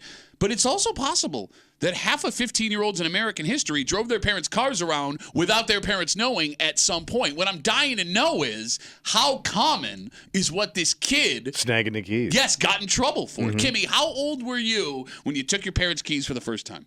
Okay, I didn't have to do it because I had a best friend who lived nearby that did it. So it's kind of like she took the risk and we all benefit from that So risk. she stole her parents' car. I think it actually was a sibling's car. How old? How old was she? Yeah. I think it had to be 15, 16. So she didn't have her license yet. I don't remember, but she definitely didn't have her license. If anything, she had a permit. Okay. But Which is still illegal. Yeah. Well, yeah. Yeah. So just because you have a permit doesn't make it any more special. Okay, so both of you have been a part of this. I did it. You yeah. did it, but I was you had just your parents' along for the permission. ride, I Okay, don't your parents would have been like, oh, she was just along for the ride. It's totally fine. 252-WCMF, 252-9263. How old were you the first time you took mom and dad's car? Victor's on CMF. Hey, Vic, how are you, buddy? Good morning. Yo. My parents were going out one night, and I had hid my father's keys because he worked at Kodak, so he had a huge keychain with his truck key and all his work keys on it. Yeah. And he couldn't find his keys. I took the keys to Chase Pitkin because he had a 78 Jeep Cherokee. I made a copy of the car keys, brought the keys home, put them under the couch, said, look, Dad, I found your keys. And after that, I had access to his vehicle every time they went out. All right. Man, total scamola. So What first a of all, brilliant plan. First of all, you committed counterfeit forgery. Key fraud. Second, key fraud. Second of all, Victor, did you ever get caught? I never got caught. This thing was a piece of junk. The gas gauge didn't work. I literally had a 2x4 underneath the seat because you could see to the street as you were driving. But they still drove it. So 78 Jeep Cherokee. I'll never forget it. A great time, man. Did you have a girlfriend? We go cruising. Did you have a girlfriend at the time? I did not. We never took the girlfriend out in the vehicle. I was always taking my buddies out. Well, yeah, why would you not want to put a girlfriend in a car where you had to put a 2x4 over a hole in the floor? Bro, it still works at that age. Trust me. Hey, Vic, let me ask you before we let you go. You know your father. If he would have found out, at 15 years old, you had copied his keys and stolen his car multiple times, what would have happened to you? My father would have hit me so hard, and then my mother would have said, stand back because it's my turn. I Sounds like a nice grew up in an Italian family, and they would have beaten the hell out of me. But they never found out. Attaboy, Vic. Way to go. Way to go, buddy. Thanks. Victor, thank you for the call. Hey, Have a guys. good rest of the day. 252-WCMF, 252-9263. I see you guys on hold. It's so funny, man, because, he sounds like just a normal-ass guy. Yeah. Right? And you read the story, and you look at this kid, how could he? Yeah. It is amazing how not only how many of us were capable of doing this exact thing when we were kids. Yeah. But how we will look back on it fondly, knowing how horrifically bad it could have gone. Oh, I'm trying to think, because my parents left me home alone. And, yeah, I did all the bad stuff in 3 days that I could squeeze in. Right? I had a girlfriend. Okay. Yeah. I had access to booze. And I took advantage of both of those things. But you're also the same kind of guy who will just see two teenage kids walking down your street and go, what are those kids up to? Because I know what they're Yeah. capable of. So let's say hypothetically, and I see you guys on hold. Don't go anywhere. Hypothetically, for the sake of the discussion, you have a 15-year-old kid pulled over after he runs from the cops, and he did it in his mom and dad's car, and they didn't know he took it. If you are his parents, what is the punishment? Well, the running from the cops is the fly in the ointment here. You think just taking the ticket, it would have been like, oh, well, hey, you pulled over for the cops, so everything's okay. Well, you really added a lot to the situation. That's a valid point. Let's take away the running from the cops. They get pulled over, and 15 years old, stole mom and dad's car keys. What's the punishment? I mean, the kid needs to be punished, but you kind of understand the motivation. Whoa, yeah, it doesn't mean it's not terrible. Yeah. I understand that, but I also did it, so I get what the kid. I get the excitement, the temptation. You would be the worst father ever because no, I don't think so because I've done some of this stuff, so I understand it. Look, I get that you're dressed like an 80s dad today, but it doesn't mean you have to go down this like soft-handed route. I'm not saying soft-handed, but I kind of get it. I'm lighting that kid up. Why? What do you mean why? You stole my car. You didn't have a car in your house you could afford to drive. None of them had fan belts. They did throw a lot of belts. My dad had a whole garage full of fan belts. Just in case. All right, so let me ask you then. What's the punishment? At home? Yeah. I agree. Grounding. For how long? 2 weeks.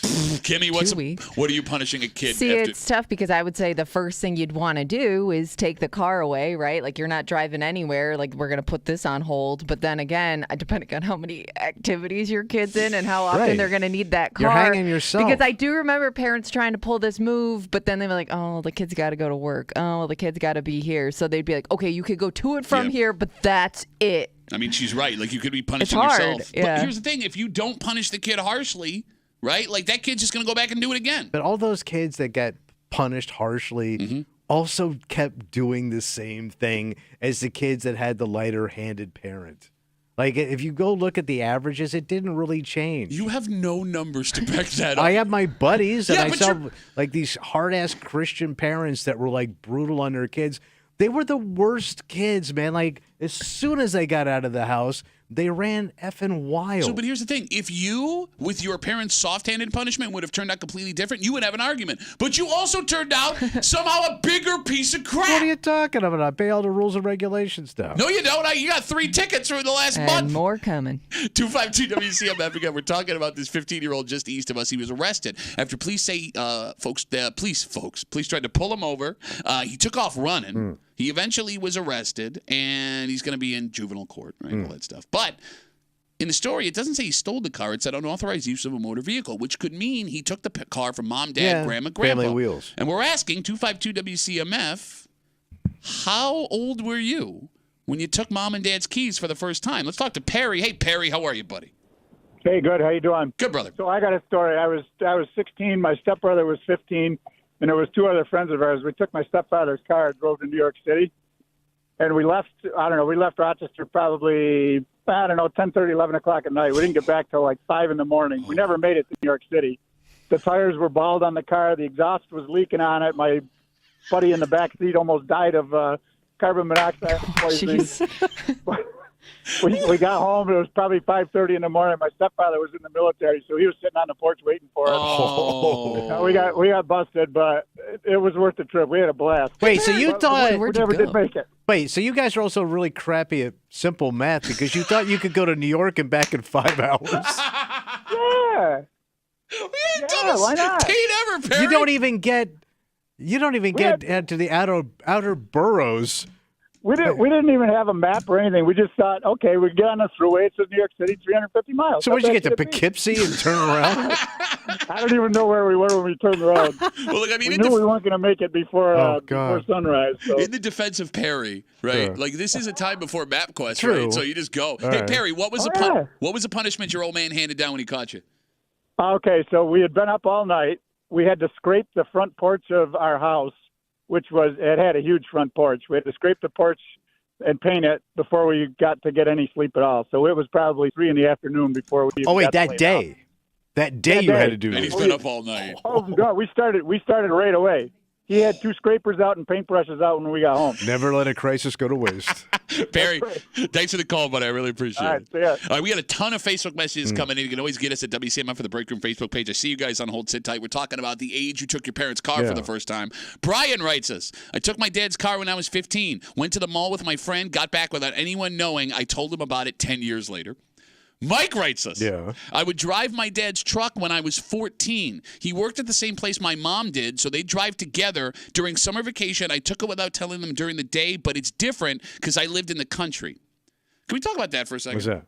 Yeah, country rules are way different. No, it's not. That argument comes up a bunch all the time. Kimmy, we hear it from people, oh, I lived in the country, it's different. Yeah. If you're driving on your own property, fine. That's a valid argument. Yeah. But the laws on 5 and 20 are the same as the laws on 104. Which is also kind of the country sometimes. Yeah, but I think it's legal if you don't go across county lines. None of that is true. That's where you take her out there and check her for ticks. None of that is true. No, I mean, if you get pulled over on 5 and 20, or you Still in trouble. Yeah, or It's 390. country justice. No, that sounds worse. Country time, like the lemonade. Country justice is worse than not country justice. Country time. 252 WCMF. Before you get back to the phones, one more Facebook message. Greg writes us, I have a twin brother. We both take our mom's car at 15 and 16 before we had our licenses. If she went somewhere without her car, she'd leave the keys on the ring and would never suspect a thing. Oh. It's amazing how many parents didn't realize what their kids are capable of as we're reading these stories and hearing these stories, right? By the way, also no women. Well, no, the only one is Kimmy's. Yeah. Oh, good call. You're right. I'm sorry. Maybe. But yeah, but I always thought like guys did this more than girls. I don't know. I knew a girl that did it. So Yeah. that's all I got. Renegade. Is up and Kim is out to go to Claire's. 252 WCMF 252-9263. Let's talk to Tom. Hey, Tom, how are you, buddy? Hey, what's going on? Great to talk to you, Tom. Hey, so you're talking about punishment. I remember in high school, 2 different kids disappeared off the face of the earth. they were not citizens anymore. And running into them after high school, it was like, yeah, my dad sent me to live with my aunt, or I had to go to school. I ended up, it was like their dad just put them on the shelf. Yeah, They're done. It's funny you say that. There was one kid I went to high school with, good buddy of mine, right? And then something happened at school, and he ended up at, what was that, like that BOCES program where they put the kids that are like a problem? And we never saw the kid again. And then we were out drinking one night. He's like, oh my God, he's alive! So it was because of crap like that? Yeah, he did something terrible at school. I can't remember what it was. Got but him yeah, kicked out. he literally disappeared. I mean, it takes a lot to get kicked out of a public school. Yeah, true. You know what I mean? Exactly. Tom, thanks for the call, buddy. We'll take one more call, 252 WCMF. Guy we haven't heard from in a while. Who's that? Big old Steve. Hey, Big Steve. How are you, buddy? Hey, good morning, guys. How are you? Good, man. What's up? I got a girl story for you. Ooh. Oh, yeah. Well, it's my sister. Don't get too excited. I'm even more excited now. Big Steve's little sister. Steve, what are you saying, bud? What do you got?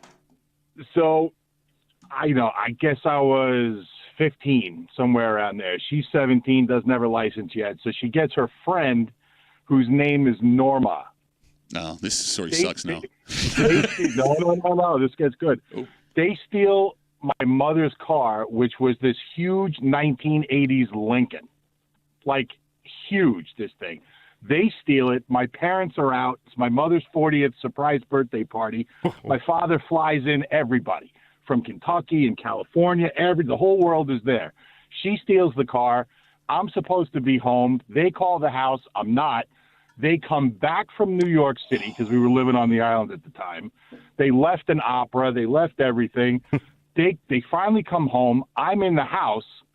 My father walks in. I was on the landing. We had a big staircase.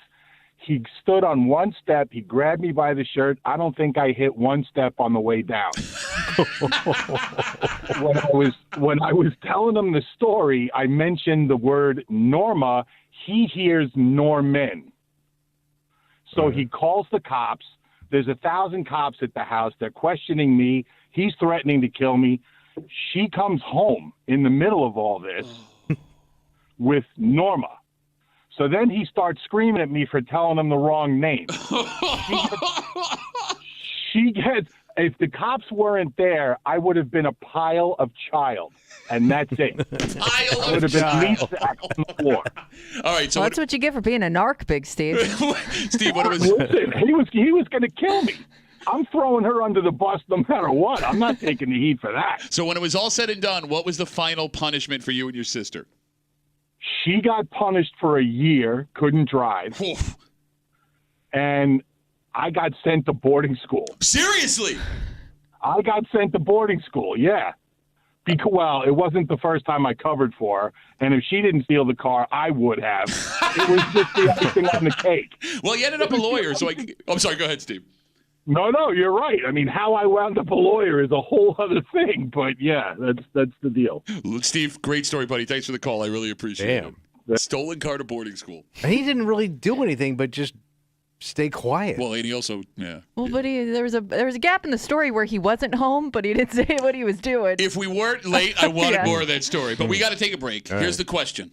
What's the question? Where were you for the fried chicken wars of Rochester of 2024? And we'll do it next here at the break room on 96.5 WCMF.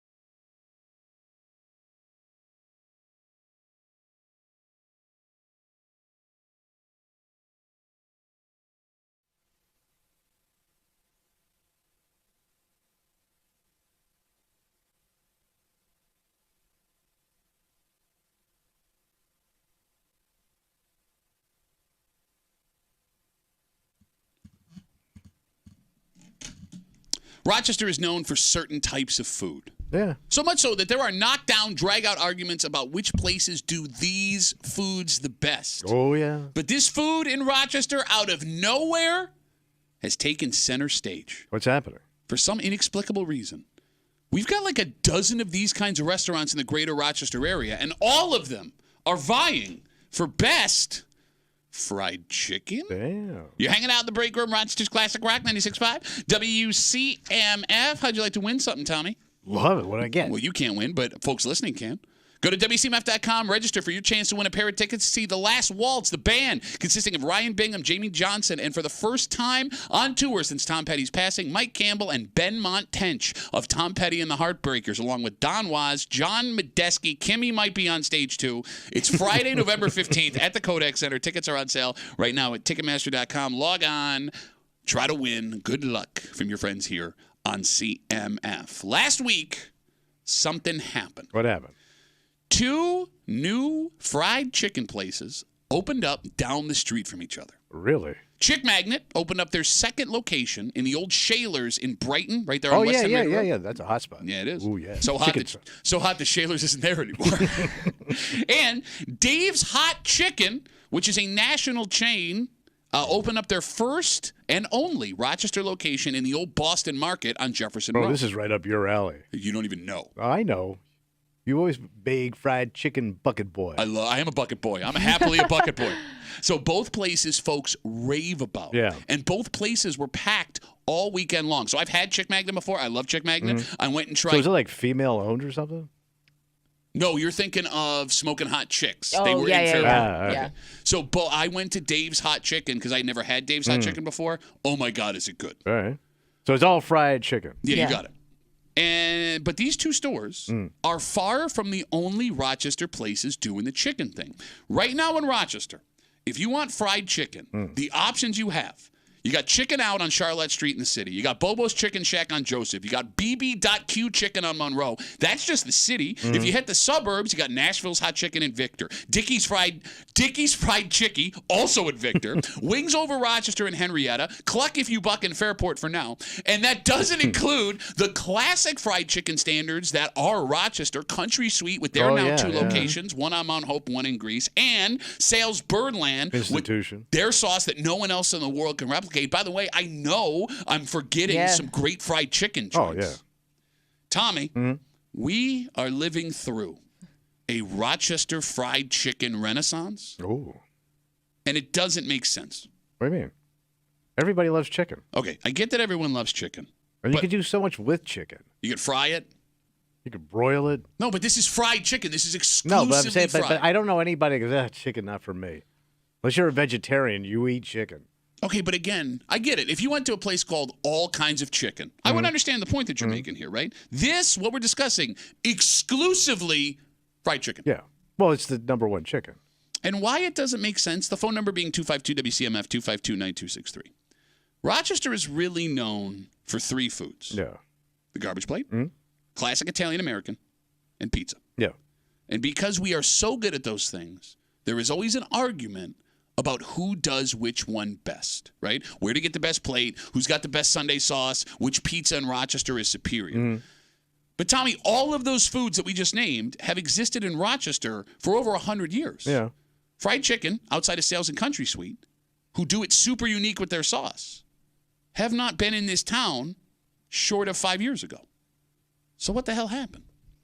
If fried chicken, which I agree with you, is so delicious, why did it take up until 2020 for the great fried chicken boom of Rochester? Maybe it's because, like, you're, what's the big one you guys love? Chick-fil-A. No, the one, Chick-fil-A. Chick-fil-A, You're thinking of Chick-fil-A. Maybe those Did kind that of kick joints kind of started pushing people towards it. Maybe that did kind of kick it off. It's a fried chicken sandwich. Different fried chicken, though. It is, but Still like, fried did chicken. did it raise What's the different? interest in it? Because Yeah. we know, other than like Rise of KFC here in town, like, could you name another like chain fried chicken place? I couldn't even name a local fried chicken Yeah. place other than Sales and Country Suite before 5 years ago. Right. Here's why you're. And those really didn't really expand. They were just always kind of there. Yeah, you got it. I mean, Country Suite had one location on Monroe, one on Mount Hope, but you're right. It's been growing. Okay. Here's why your Chick-fil-A take is a stupid take. The world's largest chicken server. Okay, here's why.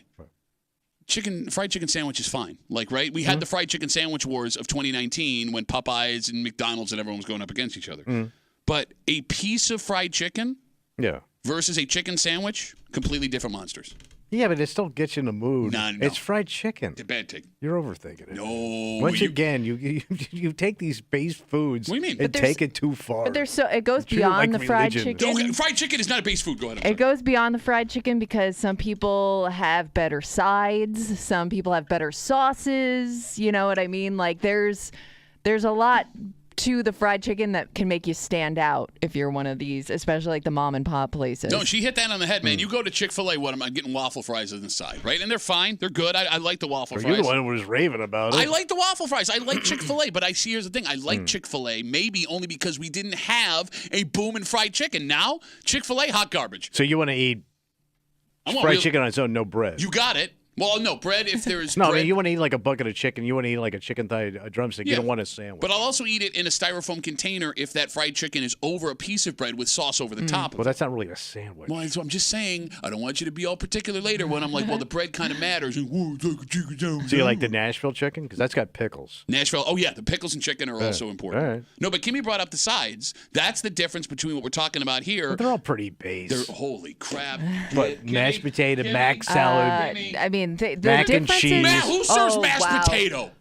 First of all, like the mac and cheese is a game changer for most of these places because if I go there and your mac and cheese sucks, Preach. it tastes like it's 3 days old and you just heated it up in a Preach. microwave. Mac like, and cheese is I'm so out. base. I'm Get out. out It's of not my base. effing It's face. base. All these places have like the most delicious mac and cheese, Shut but they're all But it's different. still mac and cheese. No, They're it's not. No. Different noodles. Oh, really? You're telling me that Kraft mac and cheese out of a box and soul food mac and cheese at a family reunion are the same thing? Yeah, because it all started from the same origins, man. And it's basically the same thing, except y'all put hot sauce on it. Shut up! You are the dumbest person that's ever lived. You sauce up the mac and cheese. I get it. If you go Like, to I never got the mac and cheese. Well, yeah, because you're a bitch. Who doesn't get mac and cheese? I like it. No, you don't. I don't need it. I like, do you people mean? get crazy over What it. don't you understand? Because it's just a base side. Shut up! Oh my God, I'm so mad at you right now. It is. Oh my God! It's like you couldn't afford potatoes. This is the worst take you've It ever is. had. And I would think I like mac and also cheese. mac and cheese more expensive than a fried potato wedge, and I would know. No, mac and cheese is cheap. No, You not can buy the way they that do it box these of days, Wegmans baby. for like 19 cents a box. Oh my God, it's not the same mac and cheese. Okay, let me reset before we keep yelling at him. Shut up. Shut up. Shut up. Shut up. 252 WCMF. We're talking about the great fried chicken wars of 2024. Out of nowhere, you have these massive amounts of fried chicken joints that have opened up. There's two like right around the corner from each other that opened up over the weekend in Henrietta.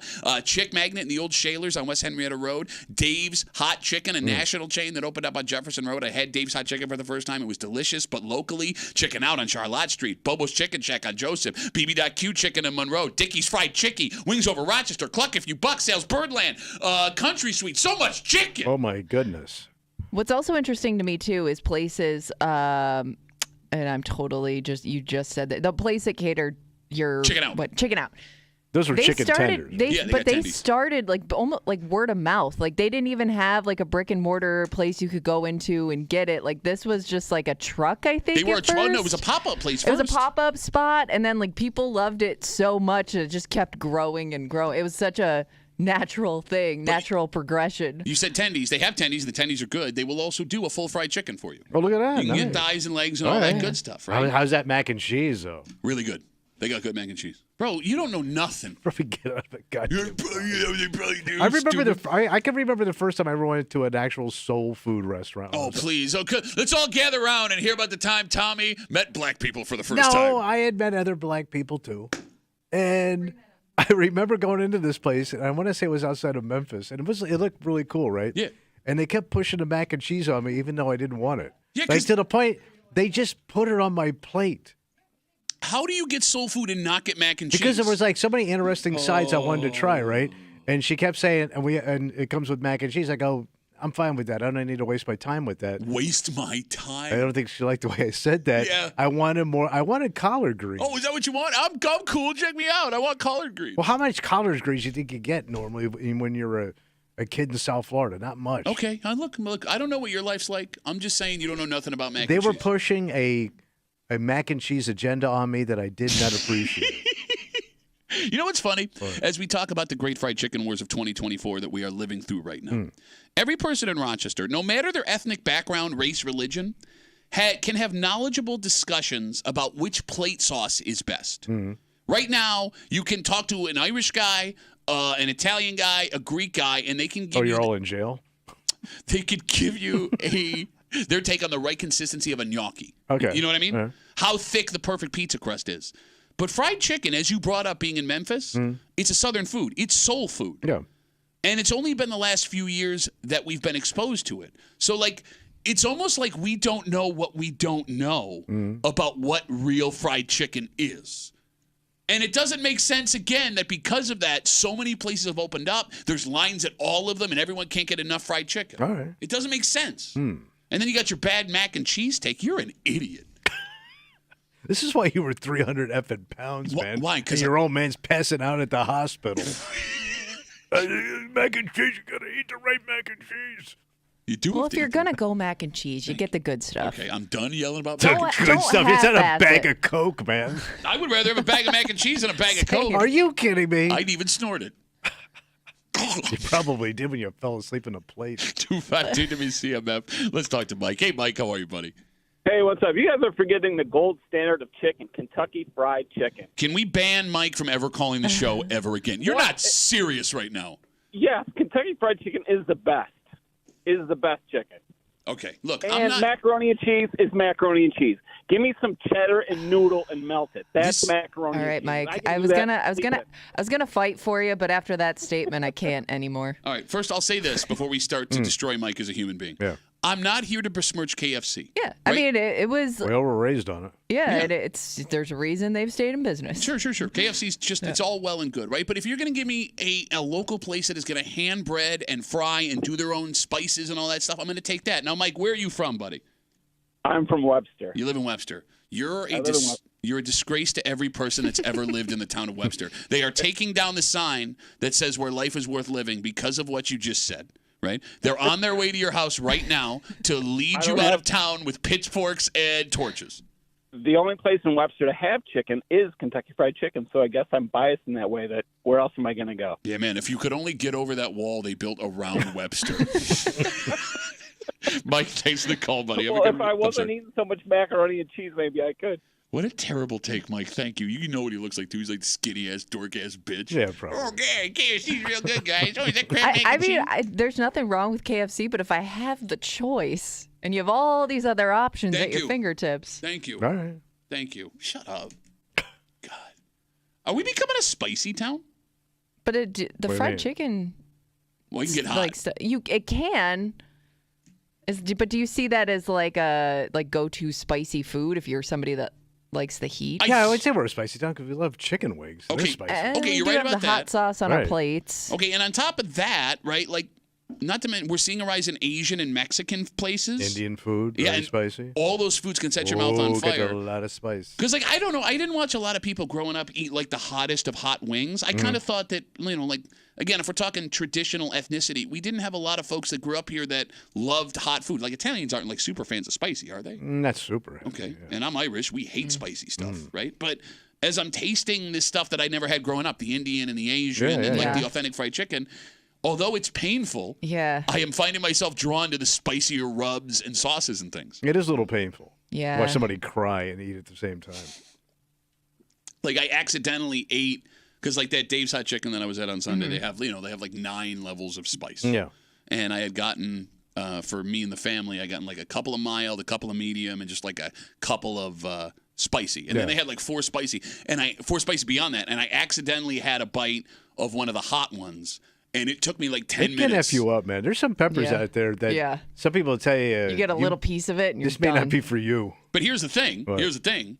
There were 4 levels of spice beyond that. Yeah. What the hell's wrong with you if You you're into can't that? handle it. And by the way, I can't imagine what that does to your system passing through. I can tell you. I was fine. No, your rectum's going to look like a cherry lifesaver. Let's take a break. You want to keep arguing about food? Yeah, go. Well, because we're talking about, chain restaurants versus local restaurants. And Mike calls up as a giant-ass, dork-ass bitch and argues that KFC is the gold standard for fried chicken. This restaurant is a chain sub place. And we have a lot of good sub places here. So they need a hook to bring in people that wouldn't normally be there. Right. And it seems this hook might be working because these foot-long foods, not subs, by the way. Yeah. They're rolling out new versions. I've never heard of this, man. And here's the thing. I don't even know which one you're referencing because they now have a multiple of them. Well, I know there's one national chain that's been pushing this thing. Okay. But here's the thing, man. It doesn't make sense that these are successful because this is something you don't get on a normal basis. And how many feet of food are you eating at lunch? Okay. We'll get into it next here in the break room on 96.5 WCMF.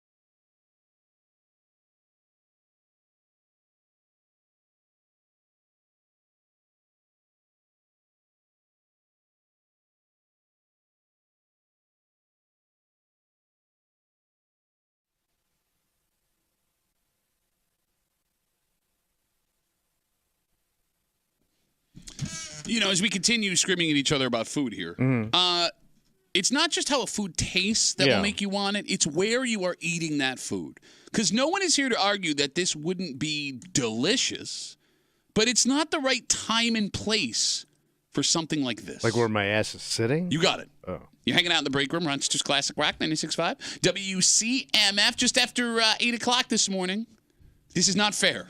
Oh, it's fair. Because if the allegations are true, the person who has been arrested is in the wrong all the way here. Like in an extreme way. So how's it not fair? Well, because if you or I or Kimmy or most people listening were to do something about it, we would be the ones that look like monsters. Even though that person's in trouble. Way in the wrong. I'll explain everything just after 8 o'clock here in the break room on CMF. Subway announced over the weekend that they are now selling a holiday-themed foot-long cookie. Yep.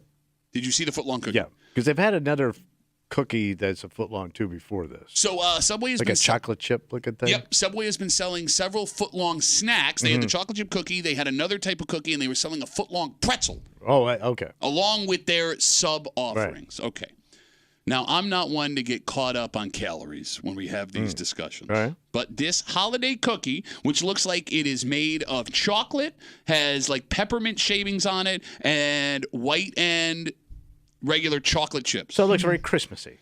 This foot-long cookie has 1,330 calories in it. Well, you're not supposed to eat the whole thing yourself, even though you're likely ordering it for yourself. Who are you sharing a foot-long Yeah, Christmas? because I went out for a sub and a dessert. So the great thing about this cookie is you don't have to make any plans for New Year's Day. So they debuted, like you said, the giant foot-long cookie back last January, right? And here, it's been a massive success enough where they're going to keep rolling these out, it seems. And here's what's weird about that. What's that? It seems like a wrong place, wrong time food. What do you mean? If I'm walking through the mall and I see someone selling a foot-long cookie, maybe I'll indulge in that. Yeah. Because, right, I'm walking, I'm talking, it's like a fun time. If I'm at Seabreeze or the county fair and they're selling a foot-long cookie, well, this is a fun time. And I'm out of my element, I'll eat a foot-long cookie there. In the middle of the day, on the way home from work or eating on lunch, doesn't seem like foot-long cookie time. Yes, it does. Why is that? Because every sub shop you go to always has those ginormous chocolate chip cookies sitting right there. So people are getting their sandwiches and eating these cookies that are the size of Frisbees. Okay, all right. They are. They're this goddamn big. Okay, for When's the God. last And they're time you were about at a that sub shop? thick. Seriously, no, they're They're like that thick. No, they're like that big, and they are That's thick. They do make some good cookies. But it seems like people want a cookie with their sub. That's my point. Sometimes it comes in a package. And they're eating it at lunch. You get Oh, yeah, you get a 4-pack you of get the damn you get a little things. side bag of chips and It's like a a cookie. stack of 45. You guys are talking about two I different know. things. A stack. Kimmy doesn't get that joke at all. Yes, she does. Like Kimmy, the what's records. a stack? Ah, damn. Records. You're into vinyl.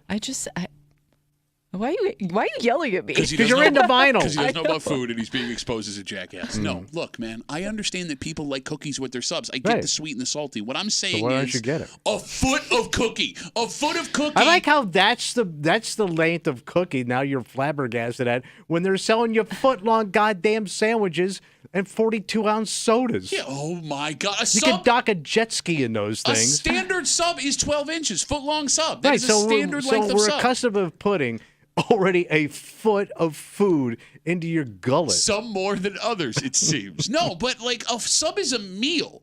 I'm eating a sub for a meal. This is a foot-long snack. But this is your side. It's a foot-long. No, you shouldn't. Your side should not be the same length as your meal. But I think we've caught up. I think it is now. I think the side is also going to be as big as your meal, as your entree. All right, the phone number is 252-WCMF, 252-9263. Here's what I'm getting at, I guess, right? There are some foods that just don't work outside of certain special places. Like, Kimmy, you wouldn't eat Dippin' Dots or cotton candy outside of, like, a circus or a sporting event. Yeah, sporting event, Carnival. fair, yeah. Carnival food. Could you imagine going over to someone's house? They invite you over, right? And you're just talking. They go, and as you're talking, they reach into their pantry, pull out a bag of cotton candy. I would be grossed out. But, like, That'd it's be no big strange, deal. Yeah. Nom, nom, nom, nom, nom. Right? And we've kept those things separate forever, even as we expand our food universe. Can you guys think of a single carnival or ballpark food, traditional, that is now acceptable to eat at home? Nachos.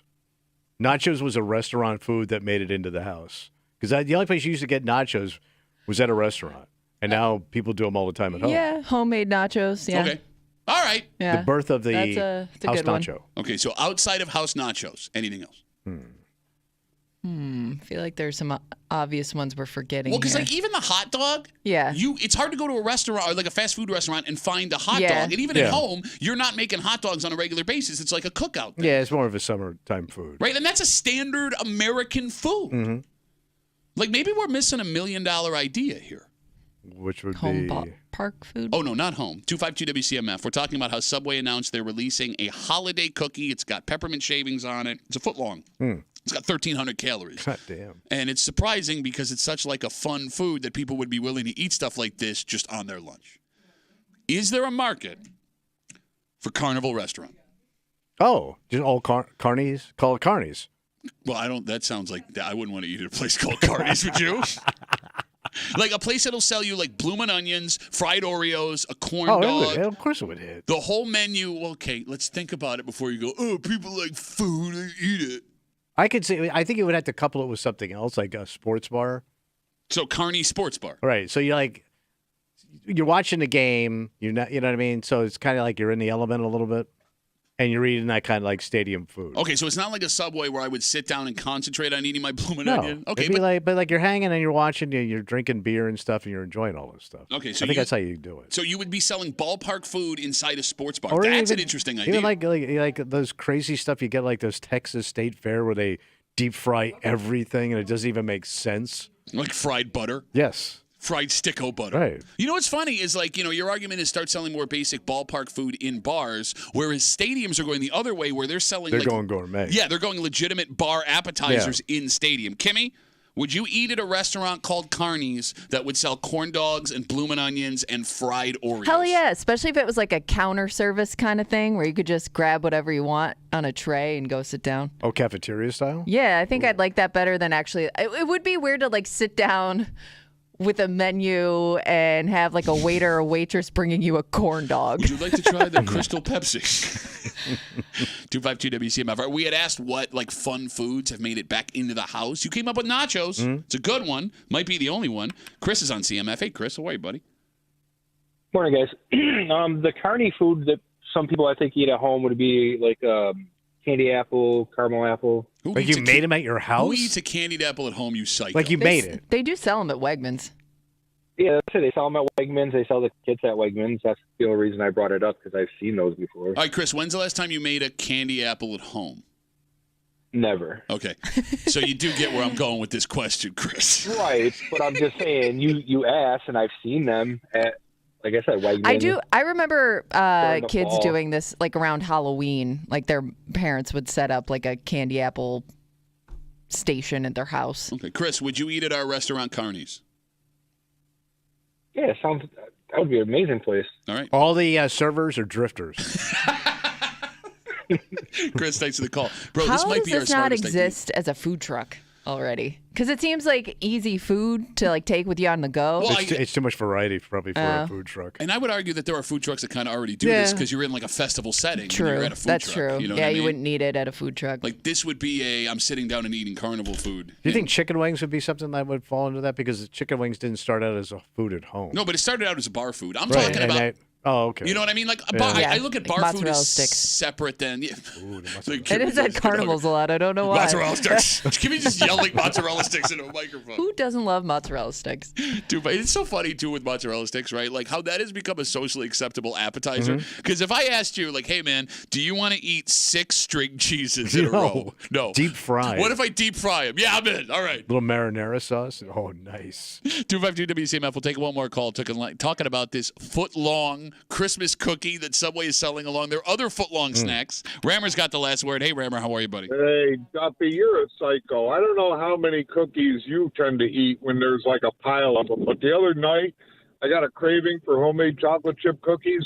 By the time I got done baking them, I had probably scarfed down a dozen. No, look, So- I'm not saying that. You're right. Once I get into But a what- box but of my cookies, I'm point like is- a dog in the garbage can, right? My point is, look at the square inches. It's like if you get one of those big Frisbee-sized cookies versus a foot-long cookie, it's probably the same amount of cookie. The only problem is you just can't take the whole thing in your mouth at one point in time, right? Well, I mean, look, we can't all be as talented as you, Remmer. Hey, so going, the other thing is that this Carney idea, and I wanted to call in last time you had that conversation. That's exactly the restaurant that should go into that building down in Charlotte. Carney's. All carnival food. Ooh. Fried dough, nachos, corn dogs, all that. That place, huge hit. Let's go. Let's set it up. I'll finance it. Okay, yeah, Remmer's going to finance it. I got 12 cookies to offer.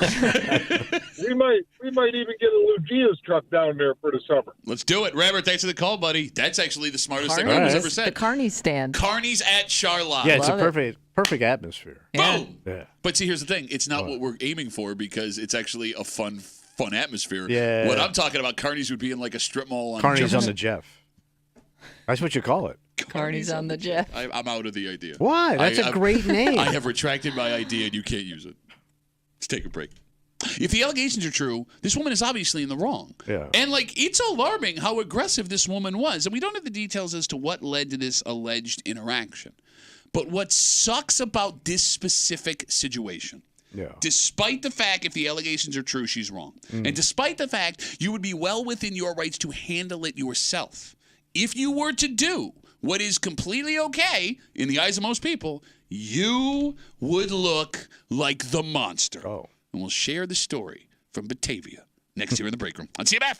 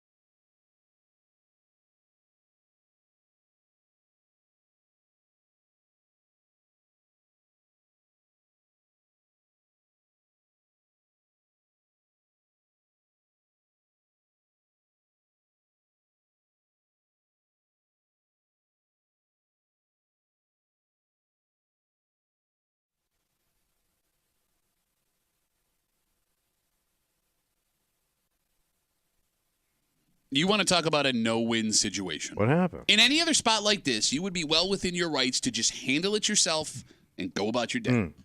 But there's something about this suspect that would make you look like a monster dealing with it alone, even though they are in the wrong. So when, Tommy, this person gets all up in your grill, what do you do? What do you do? Because I could look like the bad guy. Oh, you will, without question, look like the bad guy. You're hanging out in the break room, Rochester's Classic Rock 96.5. WCMF. We'll jump right into it. Story comes to us from Batavia. Oh, boy. An 82-year-old woman has been arrested after... 82? 82. Oh, Granny. Great Granny. And she was arrested, Tommy, after a strange incident in an apartment complex. And I'm going to give you all the details I have. Are you ready? Authorities say the woman has been charged with false imprisonment and harassment after she allegedly blocked a person from leaving an apartment building on West Main Street. Wait, hold on, man. An 82-year-old granny blocks somebody from getting out. Standing in front of them, blocking them from getting out. Okay. We're not done. Not only did police say she blocked this person from getting out of an apartment building, police say she also at one point hit that person with her cane. Okay. Damn, that's she the went nearest, all old school. The nearest weapon, yeah. I mean, you want to talk about on brand, right? So we don't know why she allegedly did these things. Yeah. We don't know what led up to this alleged interaction. We do know she has a court date coming up. And a quick sidebar, I'd love to be in the room when the judge gets this case, because there's no way you are holding an 82-year-old woman accountable for these charges like you would a woman in her 30s. Well, would it matter though? Because did you say the age of the person she did this to? Do not know that either. Because that could also make a difference if it's a granny on granny crime. Granny on granny. Do not Google it. But here's the thing. What's that? Because no judge is going to hold an 82-year-old woman to the same standard as a 30, 40, 50-year-old woman, it could also be what emboldened this woman to do what she allegedly did. This isn't her first cane. McCain? Cane smacking. It's not her first Grandma Cane rodeo, which also do not Google that. Okay. So this person she got in this alleged altercation with was in an impossible spot. Because, Tommy, someone blocking you from leaving your place normally, it's easy to deal with. Yeah, but she's an old person. She's an old bag melting down. That's what I mean, right? Like, if it's just someone my age, 40s, 50s, 60s, if you don't get out of my way, I will move you, and I will go about my business. Yeah. However, in this case, if you were to handle it on your own, even though she is clearly in the wrong, you would look like a monster. Well, if you put your hands on her in any way, you've just flipped the script. How so? You assaulted her.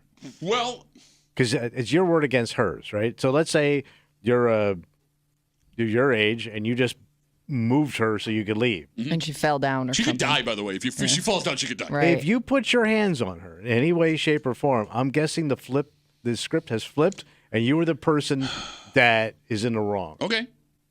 Because it wouldn't make any sense to anybody. So I'll ask you this question then, smart guy. And the phone number is 252-WCMF, 252-9263. If you're not going to put your hands on this 82-year-old woman, and she is blocking you from leaving and swinging a cane at your ass, what do you do? I go, hey, the new Matlock is on. You want to check it out? It looks pretty good because it's a chick now. She's about your age. Kathy Bates is playing bad. Yes. Yeah. No, I don't know what I guess I would just. You got to do something. I would let her just cool off. Well, what if she's not, bro? You think that woman's got nothing but time, man? She's got nothing to do She's today. going to have to take medication every couple miserable. hours, right? No, the less medication she takes, the more ornery she's getting. Bro, she ain't going nowhere. She's keeping you in your house. She will not move. She is not moving. What do you do? You got to wait it out. What else can you do? All right, so let's say you got to go to work. You got to go to work. Yeah. You're going to be late. What do you do? Then you got to step around her, I guess. Okay. Kimmy? What else can you do? You can't negotiate with her. No, you can't negotiate with grammarists. No. Kimmy? Yeah. What do you do? I'm probably trying to wait it out as long as possible. You can call the cops. You can call the cops. Yeah. Did that not cross either of your minds? No, I'm not calling the cops. That she was arrested. I understand that, but I'm not calling the cops. Oh. I'll try other things maybe. Okay, so you're going to hide in your house like a bitch instead of having this handle. Maybe sneak out a window. Ask her some questions about the old days. Get her babbling about that. Yeah, that should get her to go away. Well, she may start talking. Hey, can you make me a cup of coffee? Here, you make great coffee. Do something. Okay, Compliment her. I love. Get her back in the kitchen. Rattling some pots and pans. Get back in the kitchen there, ma'am. Well, you know the drill, lady. You've been around. I love how the least charming man in the history of the world, a man who thinks admits he can charm her out of his way. He's been assaulted multiple times by women he knew well, and Not he old thinks folk. he's gonna charm an old woman. I've had to handle some old people. 252 WCMF. 252-9263. 82-year-old woman blocking your way like it happened according to police out in Batavia, swinging her cane, not letting you out of your house. What do you do? Could you get her so pissed off she loses it? Like she just like has like an episode or something? You're trying to kill But that's her. kind of what Not she kill. already is doing. I mean, how much more angry do you want to see her get? Well, she could lose it. Like, When you say lose it, lose it. like pass out? Yeah, something like No, that. you don't want to kill the woman. I didn't say Bro, kill. anytime an 82-year-old woman closes her eyes, even to blink, there is no guarantee those eyes are opening up again. Because they can't handle being insulted. So, okay, So a why second would you ago do you were that, then? charming her. Now you're going to insult her. Well, I'm trying to think of other angles. If you don't think that's going to work, I would go the insult route. Can I ask a simple question before we go down your more cockamamie brilliant scheme ideas? Why wouldn't you call the cops? I don't want to be around for that. What do you mean? Because I don't want to see it. She's breaking the law. I don't care. Does it look She hit bad you with on her you, cane. though, that you called the cops on your 82-year-old neighbor? Yeah, I mean, it like, looks are you worried terrible. about what other neighbors are going to think? Like, you're going to be the villain. As soon as you call the cops, you're going to be the villain because there's no story you could create that somebody on the outside that didn't see this go down is going to Yeah. believe. I didn't have to create anything. I'll tell you what happened. The woman Nobody was believes it. blocking. Okay, I am also going to assume. Now, I get where you're coming from, right? Like, yes, the optics of the whole thing would look bad. But I'm also going to go out on a limb and say if this 82-year-old woman is blocking an apartment door, a house door, and swinging her cane, this probably isn't the first time this has happened. I'm sure, but She may have a reputation. but it's I know what I do. Oh, here we go. You're in her apartment, right? Start touching stuff. Start picking up figurines and looking at stuff and moving things around. Oops. She will leave that door in a minute as soon as you start effing with her knickknacks and her little curio shelf. Okay, even better than that. What? Put a hole in one of the screens in the door or the window. Oh, yeah. You put a hole in a screen. She's going to lose her crap. Oh, buddy. She might murder you with that cane. All of a sudden, Yeah. sword comes out. Or the other thing you could do, turn the AC down. Start effing That's with the that's thermostat. that you're playing the long game, though. You start taking a thermostat. As soon as you start touching that thermostat, she's going to lose it, man.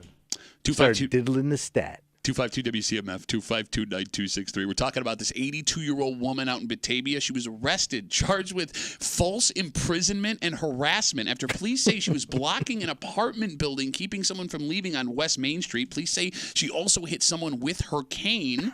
And here's the thing. Anybody else of any age, you could just either say, move or I'm going to move you. You could physically move them and go about your day. That's the end of it. Can't do that with an 82-year-old woman. Somebody called the police. Tommy would not call the police. Kimmy won't call the police. They're going to wait her out. I'm trying to think of old people repellent. And the first thing that came to my mind was just blast your music, the music that they hate, as loud as possible Like it on your out phone your or door. something? She can't hear it. She's 82. Yeah. We do a radio show with a man that has headphones on and he misses half the stuff we say. And he's still I'm got just 20 thinking years of like to get what there. makes old people like get out of the situation as quickly as possible. Like what can't they stand so much that they'll just leave on their own? Taxes. They hate taxes. Okay, if you want to think out of the box idea, I got an idea. What? Could you call another old person to make it a fair fight? Well, who would that be? Well, let's say you have, depending on what age You're bringing in some gray muscle? Yeah, let's say depending on your age, your mother or your grandmother to come in and handle the situation. I don't want to right? see that either. I don't want to see my grandmother lose it on some other granny. I don't know, but you like you said, grannies can get very mama bear protective. Oh, I understand. And maybe just the threat, because she knows this 82-year-old woman is emboldened here if the allegations are true, because she knows you're not going to do anything about it, right? I don't think I want to involve some other old person. Okay, but if another old person shows up and now they realize this could be an actual altercation, they might back down. All right, so let's say they get into a tussle. Okay. Then what do you do? Stand back and watch? No, let's say let's say the first granny gets over on your other granny. Wait, so you're saying the granny that was threatening you has now beat up your grandma? Yeah. You know what they say, the granny you know. 252 WCMF 252-9263. All right. No good ideas coming from anybody in this room other than my get a muscle granny idea. Yeah. Let's talk to Kat. Hey, Kat, what's up, brother? Hi, guys. So I don't know if I might have missed the whole part of your show, but when I called in, but I was thinking, if you're a little more athletic than Granny, a little shimmy, a little shake and bake move, dive in between under her legs. I don't know. Okay, a little Barry Sanders action. Go between her legs. I mean, it would be the first time anything went down there in like 20 years. You don't know that. Yeah. Should be getting some Batavia action. Seems very agile. Okay, so Kat, you think that how old are you, Kat? 52. All right, Kat, do you trust your knees, hips, and ankles to make a shimmy To move scoot underneath the granny. without ending up in a heap in front of that grandma? I think I would take Granny on. Anybody younger than Granny, I'm not doing it. Hey, Kat, would you feel bad calling the cops? Yes. I don't get it. I don't get you guys. The cops exist for these very reasons. I know, but I don't want to see an old person getting roughed up because the cops are going to have to. They're not going to rough her up. Will you stop basing everything on Clint Eastwood cop movies? No, but let's say the cops come thanks in. for the call, buddy. And she takes a swing at a cop with that cane. Oh, my God. He's got to do something. He can't let that. Shut up. No. I love how you think there's going to be, Clint Eastwood with a giant gun standing there while Grandma's at the door. No, I'm not saying Clint Eastwood. What do you think that would sound like if I was watching that movie? What do they say, Granny? We're going to move you out of the way. Me and Smith and Wesson. No, he's going to shoot him. And Matlock. I might go total Matlock on your gray ass. 252 WCMF, 252-9260. Let's talk to Tom. Hey, Tom, how are you, buddy? Good, Duffy. How you doing? Good, man. What's up? When you read that article, what I heard you say is that she was blocking the apartment building, not the apartment. Yeah, I'm assuming someone was trying to leave another. Yes, it was the building of the apartment she was blocking, yes. Go out the back door. No, women of that generation would not let you do that. That's a sin. Yeah. No, I mean, if she's blocking one door, go ahead and go out the other one. I got it. I mean, it's possible that this person is stuck in a situation. All right, so, Tom, let's say there is no back door here. Let's say there's no other way out. That's a situation. Mm-hmm. What do you do? You mess with her, her perfumes and things like that and throw some on her. Chanel No. 5, who knows? Okay, she's got Chanel No. 5. She's living in an apartment in Batavia. High-end 82-year-old. All right, Tom, let's say it's your house. She's pissed at you. It's your neighborhood. There's no other way out. It is she blocking the door. What do you do? Oh, my cat will get her. Oh, my God. You sick your cat an 82-year-old woman? Clawed to death. Tom, thanks for the call, buddy. Claude, actually, your husband's name, God rest his soul. Yeah, he did all he could. Okay. It's just so funny how everyone is coming up with the stupidest, most backflip ideas when all you have to do... I know. Sag your pants. Sag your pants? Sag your pants. She'll instantly get distracted. That was the most Tommy comment you have ever made. These kids these days not pulling up their pants. Tommy walking around the house. Snoop Tommy, and he's back. Snorted on that. Look at my britches, Granny. You know what's really frustrating? What? Is, look, we don't know what's going on in this woman's life, right? Maybe she was having some kind of situation. Sure. Who knows, right? But it also does feel that women of this age know they can get away with whatever they want, right? Yeah. Is that fair? Absolutely. I mean, Oh, here we go. Buckle up for a man who thinks he's about to say something progressive. Please go. No, but I think, the way women have been treated, like my mother's generation couldn't pull this off, even though she wanted to. It's payback time. No, but it does. Okay, keep in mind, the person that was being blocked was not arrested. So they did not do anything against the law. So this wasn't like a situation where I am doing something to defend myself. This is a woman that was arrested for harassment and, unlawful imprisonment. Okay. Why does she have a right at 82 years old to do that to whoever she chooses if the allegations are true? You're right. I don't. Maybe I misunderstood the question. Because you say, does she have a right? Do women in their 80s, 90s, 70s, 80s, and 90s have a right to do whatever they want with no repercussions? Oh, no. I thought, why are they empowered to do it? Okay, that's the way I look at it. That's another question. Why do they feel empowered to do it? I think because, they feel it's like they've been abused and they can they're standing up for themselves. well, is that just getting old in general, though? Right. Like, I've been on this earth longer. I should have more of a say. And I don't know what that woman's been through. Oh. I don't know what her history is. Okay, fair enough. Shut up and respect me. I mean, she's 82. Think of when she came up and how she was treated. Okay, fair. But, she was a second-class citizen. But here's... And she ain't going to take it no more. Oh, my God. I got a hurricane, son. You know what that is? That's the MFer of canes. You know what they say? There's 10 bad grannies in this town. 9 of them sent me birthday cards. I looked at that granny. And I stood up and I get out of here. Custer. All right, let's take a break. We have to give a congratulations to a kid that did a remarkable thing on the football field. Oh. Well, okay, so Section 5 football sectionals continue this weekend. Really, it's like the playoffs. Right? Yeah, you got it. Really big games this weekend. But last week, one kid broke a Section 5 Tore record. It up, huh? Yes, and it may be a record that is never eclipsed ever again. Damn. And because of what this kid did, his head coach had an idea. And Kimmy, this seems like a pretty good idea. Well, when I saw it, I was trying to think, like, does this not exist anywhere else? Here's why it doesn't. Because they would It's a dangerous game. Well, they would have to do it like now. Yeah. Because if they waited any length of time, some dicks that I know would be like, oh, you decided. Oh, you can't do that to a child. We'll get into it next here at the break room on 96.5 WCMF.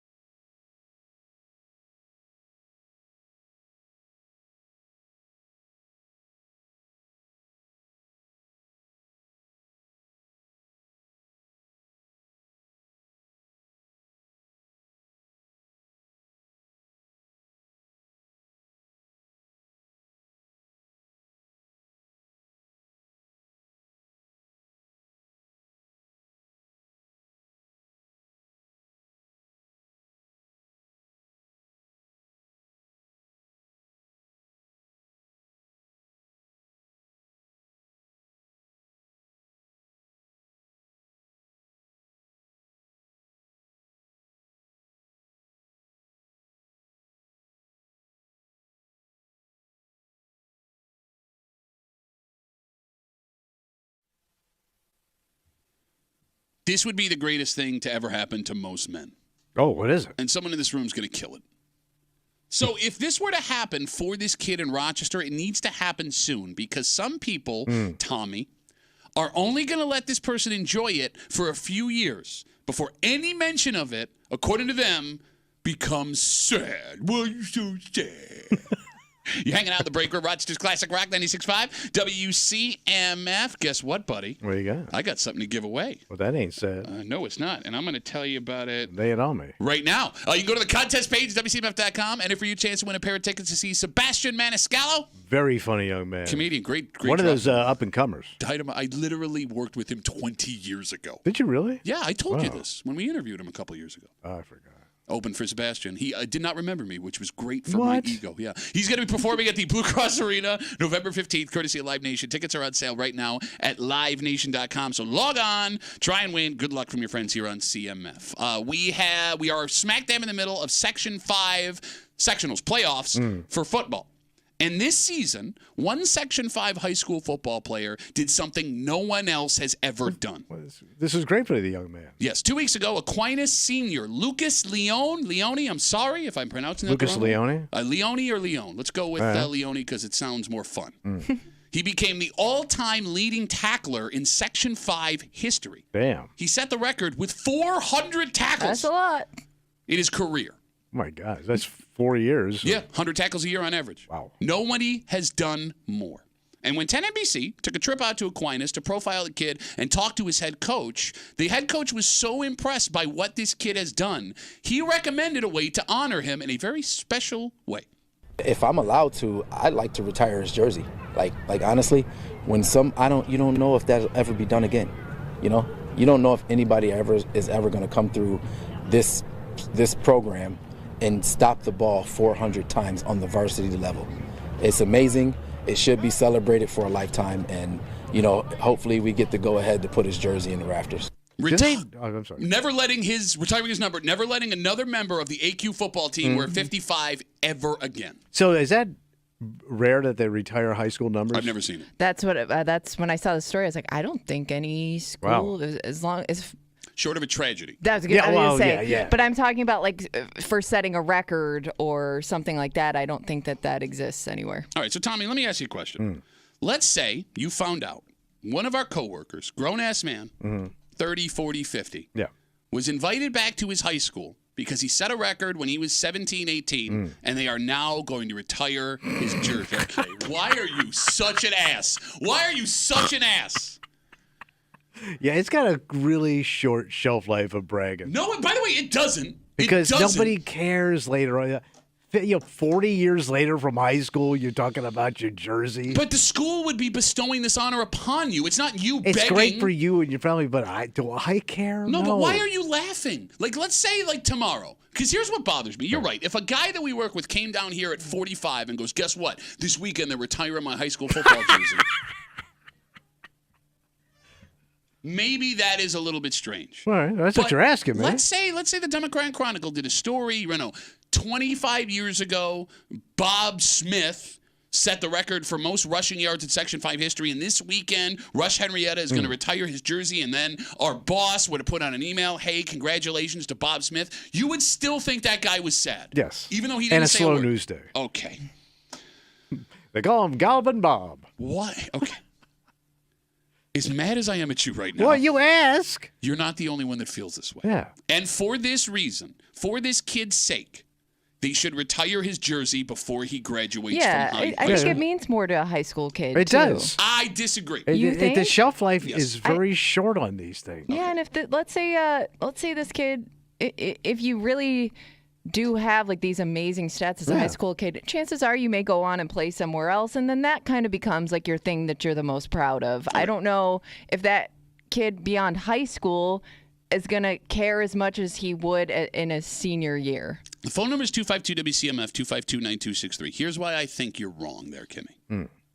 It would mean way more to this kid if it happened 25 years from now, because this kid, as great as the accomplishment of 400 tackles is at the varsity level, He's just starting his life. He may get to play other sports this season, so he has those seasons to look forward to. He could, like you said, continue to play in college. He's got his whole life of potential success ahead of him. So if they did it now, he would have no way at 17, 18 to have the life experience to appreciate what it means. But you get to enjoy it for those 25 years. I mean, every time you go back, when you if you have kids and you bring them back, like you can point to that.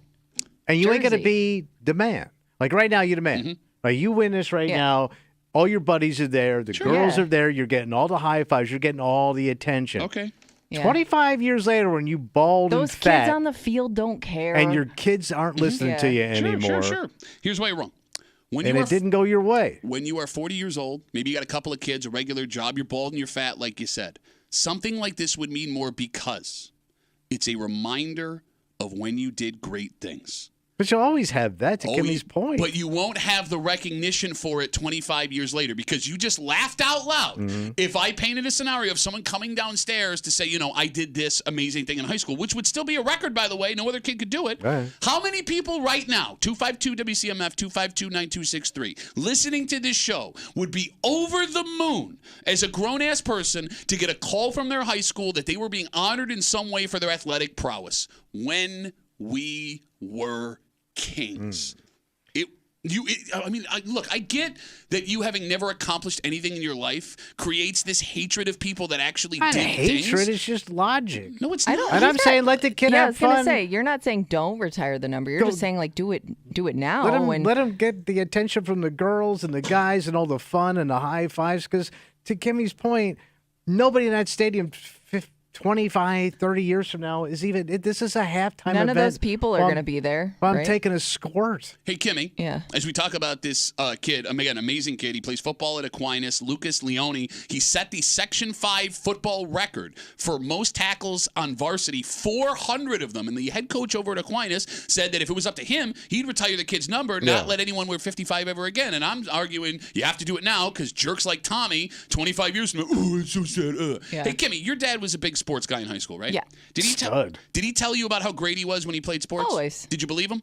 Yeah, sure. Okay, you didn't. My dad would do the same thing, and I didn't believe a word he said. And that's why, again, it would mean more 25 years later. Because your kids get to stand and watch the actual greatness you were a part of, but by not that stories. time, your kids could be, I'm thinking like, because my dad went to Irondequoit, and if I had a game there, he could have pointed to his, number or whatever acknowledgement on the wall and said, like, that's what I did, 20 years ago. Whereas if it happened now, it's a little different. Like, why wouldn't you want it there as long as possible, I guess is my question. That's a great point. So let's say you're not going to get the accolades for 25 years. Sure. Who are you inviting? Besides wife and kids, who are you extending the invite to for this high honor, a record that's never been broken in 25 years? 25 years. Sure, like this tackling record has stood the test of time. What a bitch he sounds like. Did you get the tackling record? You got one of them tackling records out there? Who are you inviting? Outside of the immediate circle. I would assume that the school would invite No. Who were you inviting to come watch? That's what you really care about. I don't know if I would invite anybody else other than my immediate family. Honestly, maybe my parents if they're still alive, siblings. And your wife's heard the story a million times. But now it's proof, man. It's just aged cheese. Now it's proof. I don't know. I don't think you may appreciate it 25 years later, but nobody around you is going to think it's as cool. And it's going to be a reminder of you're getting old. You don't look like that anymore. Sure. You don't have the same zip on the ball. And now you're getting that closer old guy, to the end.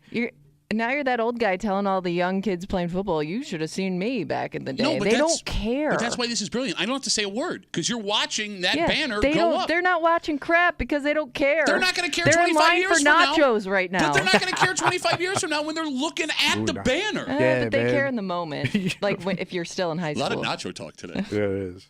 You're losing to nachos, which you probably also want, but you can't because there's too much salt on them. And what if the game, because we've seen this too, like stats don't always hold up over time, right? Like what if the game changes and this is not a big deal anymore? Like why wouldn't you acknowledge it now while people can appreciate it? They train First better of all, now. calm down over there. Second of all, that's a valid argument. But again, I don't think like if this would have happened for me as a kid, like you don't appreciate what you have until you don't have it That's anymore. a valid point. But you're only young once. And you're only young for a very short period of time. to really get all that and soak it all in. And you're right. But I think you can reflect back on it as an old person, fondly remembering what happened now. Okay, so if I were to take my kids, let's say this happened to me at Aquinas, and I were to take my kids back to Aquinas because they go there now, right? And I were to point to that banner where my numbers retire, and I go, that was my number because they retired my number because of how great that I played. That wouldn't be sad? For who? For me. If I said that to my kids, that wouldn't be sad? You're just pointing it out. You're not doing a celebration. No, I know. I mean, in pointing it out, I am celebrating myself. Yeah. That's not sad? Why are you pointing it out? Well, because it's your there. accomplishment. Why would I not point it out if I brought my kids back to Aquinas and I had this? It is sad because they don't care. Okay, so then what's the difference? Whether I'm getting it 25 years later or 18? Because he's saying you would enjoy it more. Yeah, because the accolades, the pop is gone. The pop is gone. I disagree. All right, let me ask you this question then. 252 WCMF, Lucas Leone plays for Aquinas football. He broke the Section 5 record, varsity tackles, 400 in his varsity career. And the head coach over there, when they were interviewing him, I see you guys on hold, sit tight, said, I would like to retire his number if the school allows me to do it. My argument is because of jerks like Tommy and Kimmy. We're telling everybody, give the kid his acknowledgement now. You have to do it now so he's not criticized later, but it would mean more 25 years later. Let me ask you this. Yeah. There's a Section 5 Hall of Fame in Innovative Field. Over here? Right? Yes. Yeah, there's a place in the stadium. Okay. Right? Folks that get into the high school Hall of Fame, Section 5 Hall of Fame, folks that get into their high school Hall of Fames as adults, are those people sad too? If they were going to tell me about it, yes. Well, no. I mean, they're going to go. They're going to give a little speech. They're going to put their plaque up on the wall at the stadium. Is that sad? It's for yourself, man. So it's sad to be proud of what you accomplished. It's sad to be blowing your own horn 25 years later. So if I'm invited to give it's a stale horn. You're blowing clams up there. If I'm invited to give a speech about my accomplishments for this ceremony, that's sad. Oh, I would definitely go to that. It'd be your best set ever. Can we all admit that life has a way of kicking you in the teeth, right? That very few people have things turn out the way that they always hoped. Life always goes in a different direction. And even if it does turn out well for you, it's never in the way you thought it would.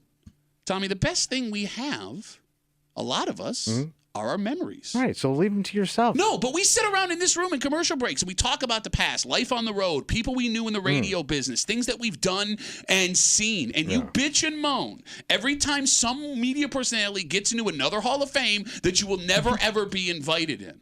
And the more you talk about people being proud of past accomplishments, the more it becomes obvious you're just ashamed you've never done anything worth celebrating. Okay. And neither have I, but I can applaud someone else that has done it. Okay, well, every time we talk about all these things, road accomplishments. No, not accomplishments, road experiences. But the stories and all that, there's a canary in this room that is so bored. We'll turn around and go, right, Kimmy? You go, what? I'm not even listening to you. Like, that's what you're going to be seeing out there. It's going to be a field of Kimmys. But you're one of the worst Kevin Costner movies. By the way, do you want to be standing next to a picture of yourself? Your young, good-looking self. I mean, maybe you stayed in shape and you still look great, but you're still standing next to your peak. But right? I love this argument from Tommy. You're gonna look. Do you not have a mirror? Do you not see yourself every day? You know you're old, and you know you're sad, and you know you're fat, and you know you're bald. But I don't want to stand there and have it pointed out next to my young, fine self. And by the way, the argument you just made about Kimmy not paying attention actually furthers my argument because again, I don't care who's paying attention in the why are you stadium when standing I get up there? Why are we doing these stories? Makes you feel good, right? What? The stories we talk about back in the day? Yeah, but that's you and I. And you know that Kimmy doesn't care, but you still do it because it makes you feel warm and it brings in nostalgia. But I'm not going down to Frontier Field and telling them. Well, yeah, because it would be empty like every set you've ever done. And it's Innovative Field, you old bastard. Whatever you want to call it. We got Facebook messages coming in, 252 WCMF. Let's talk to Bill. Hey, Billy boy. How are you, brother? Good morning. Hey, so in my opinion, I would rather have my jersey retired before I graduated, before the season ends, because 25 years later, how many kids are going to be wearing that number? And now you just retired their number they may not have accomplished what you just did on the field for the last 3 or 4 years. More people get their number retired, Bill. I don't see what the problem is. Yeah, but it waters down what you accomplished because you're like, yeah, this kid who got 10 tackles in 4 years, I got 400, also retiring. It takes away a little bit from your specific accomplishment. I would argue Nobody you being mad did about what I that. did. I would argue you being mad about that makes you more sad than guy who's excited to get. This kid only got 10 tackles. He got to wear Well, my but you 55. also run into the No, issue. it's a preference. No one's mad about it. It's just a preference. If I was that kid, I'd want my jersey retired now, not 25 years, because nobody wants to walk around like Al Bundy sitting there saying, like, here's what I did 25 years later. I'm celebrated for it. Okay, Timmy Bill. doesn't know who that is. Bill, quick question. Yeah, the Dead on Modern Family. How old are you, buddy? 44. Okay, all right. You sounded a little bit young. I would understand. It's weird that a guy at 44 would have that. He's the take. prime age, though. Yeah, you are. Yeah. All right, Bill, thank you for your call, buddy. I really appreciate it. No problem. The other issue you'd run into, maybe not so much in football, but in a sport like basketball, is like, what if other people in those 2 decades like accomplish something big in the same number? Okay. But then you do both of them. It's okay. So you have 2 number 10s up there. The Detroit Lions have the number 20 retired, and it's for 3 different people: Lem Barney, Barry Sanders, and somebody else. And they call them the Chick Corea.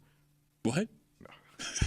They call them the Roaring 20s. I was at the game on Thanksgiving like 20 years ago when they retired all 3 of them, and it was a really cool thing. All right. Right? So, like, you all share this thing together.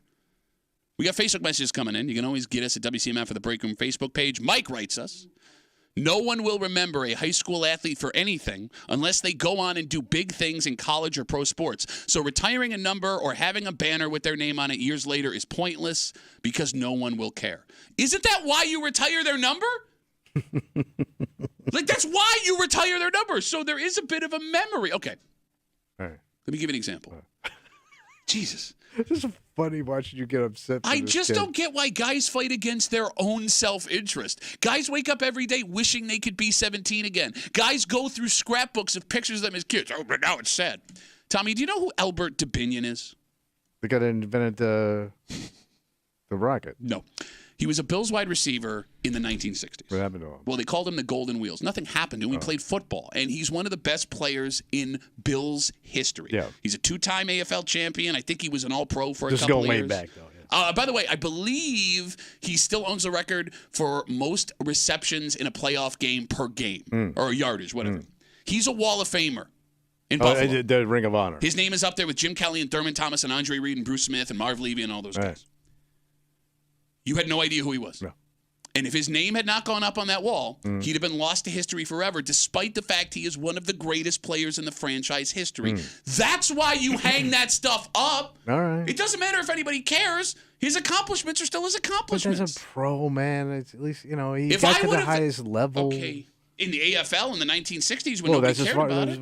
that's as far as you could go. No, he could have made it to the NFL. He was playing in the minor leagues at that point. All right. Oh, he's a minor leaguer.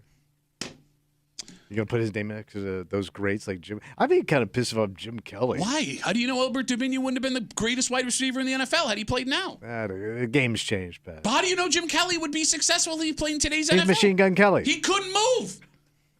252 WCMF. We'll take one more call again. We're talking about this kid at Aquinas, Lucas Leone. He set the Section 5 record for most tackles in a career. And when 10 NBC went out to talk to his coach about how impressive he is, the coach suggested they retire his number. And we have to do it now because of jerks like Tommy and Kimmy, even though it would mean more if he was a grown man. John's got the last word on CMF. Hey, Johnny, how are you, buddy? Morning, guys. What up? Something I think about. If you don't do it now, in 25 years, you could be dead. He's not wrong. That is a valid Tragedies point. happen. That is a valid point. We've Okay. seen like people have like their family members. One of the family members comes out and accepts the award. By the way, did he have to say it like that, though? He could be dead. Dead. You yourself could be dead. All right, that's fair. That's fair. Yeah. That's fair. So this Depending on Gary- how long you wait. All right. Seize the moment. Live in the moment. Oh, shut up. What moment? Enjoy your youth because it doesn't last, man. Exactly. You have so much to enjoy. So enjoy it now. Give it to the kid now. Save a little piece of youth for later. Man. The ground you walk on will one day be your roof. Shut up. Take a break. Again, another story that proves that everything you think is a smart thing to do at an airport is the dumbest thing to possibly do. No. Because it turns out the longer you wait, the better your chance of getting more than you paid for. And we'll get into it next here in the break room on CMF.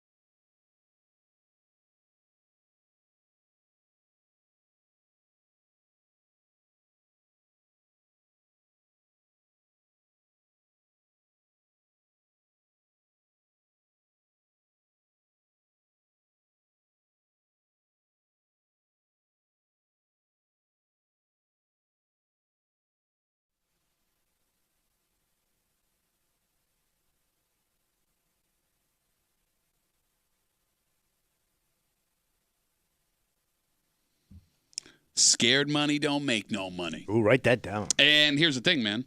You could fly in a seat that is worth 10 times what you actually paid for. How you going to do that? Well, it's easy. All you have to do is wait long enough to where you don't have a seat possibly at all. Wing it. Literally. You're hanging out in the break room. Rochester's Classic Rock 96.5 WCMF. So Tommy's thing when he goes to the airport, and it's annoying as hell, he gets there super early. He stands by the gate way before he's supposed to. Just runs his mouth. 4 drinks in the airport I'm leaving from, please. And we've been learning, Kimmy, one by one, ping, ping, ping, ping, that everything Tommy does is wrong and annoying according to airlines. Yep. We'd like to introduce you to a new idea. I've been looking for a new move. It's called check-in chicken. Oh. You're familiar with chicken in a car, right? You're speeding at each other. The last one to turn goes. Yeah, the game of chicken. Yeah. Okay. The idea behind this idea is the longer you wait to check in, the better your odds that you will be upgraded to a premium seat. Oh. But no guarantees. Well, that's just it. Because usually you got to check in 24 hours before your flight. No, you don't have to. Well, you no, have but the you get that ability. alert. Okay, see what he did? You have to. No, you have the ability to check in 24 hours before your flight. You don't have to. But let's say the plane is sold out. So that's the chicken part of it. Yes. Yeah. So here's the thing. Airlines, according to folks on the inside, will upgrade the passengers that check in the latest to premium seating. So either your first class or the rows with more legroom and things like that. So if this works out for you, you could end up with a plane ticket that is 10 times the price of the one that you get paid a better for. seat. Okay. You got it. You also run the risk that you don't get on the plane at all. You got squeezed out. Uh-huh. Is it worth it? Depends, man. I mean, you could get stuck. You could get the greatest flight experience of your life. It wouldn't be so bad, I guess, if you're going somewhere because you're already home, right? So if it doesn't work out, you can turn around and go back home. Well, but here's the thing. I mean, if you have we all work, right? Like you have a finite number of vacation days. You could lose a whole day of vacation. Right, but I'm saying, you're not stuck somewhere. Okay. But you missed a connection. Now you have to go rebook your whole trip. Mm-hmm. Yeah. So you ain't doing it. You No. scared ass bitch. Scared money don't make no money. Because this happened to us when the first time my wife and I, we didn't book in late. So we got squeezed out of the flight. Oh, no. We ended up sleeping at JFK. Oh, no. Lots of people slept at JFK. Turned out fine for them, except for the one. What was that? Marilyn Monroe. Oh, that JFK. Yeah. So they say there is kind of a way to get around being pushed out, too. So a lot of airlines will have apps that will show you which seats are being booked as it's happening live. So they could say if you're watching the app and all of a sudden you start to see seats disappear, you got to jump on it then, right? But if you see a lot of first class open or extra legroom open and maybe you want to run the risk. I'm waiting, man. Screw it. Let's go. Yeah, but man, if you're on vacation and you got to go home. I'm just so determined to get to where I'm going. Especially if you got up early in the morning to go. What are you going to do? Wait, if you got kids, there's no way you can do this. This would definitely be You have to be a lone traveler. I'm with you there. Yeah, because what are the odds you're going to get 4 first-class tickets or even tickets? 2? Yeah, I'm with you 100%. If I'm traveling alone, what do I got to lose, man? When I traveled alone, this would work. No, you wouldn't do it. You're too neurotic. You're too stuck in your ways. So I did. The last flight I was on, there was an older couple, and I wonder if they did this now, looking back on it, because he was in first class and she wasn't. Oh! Like they were kind of close, but they switched like halfway through the flight. So I don't know if they waited to see if they could get both of them upgraded, or they just were like, yeah, let's take the one and we'll split it. I don't know. Yeah, because normally if they only have one, they won't try and upgrade a couple. They'll look for a solo flyer. So maybe you're right.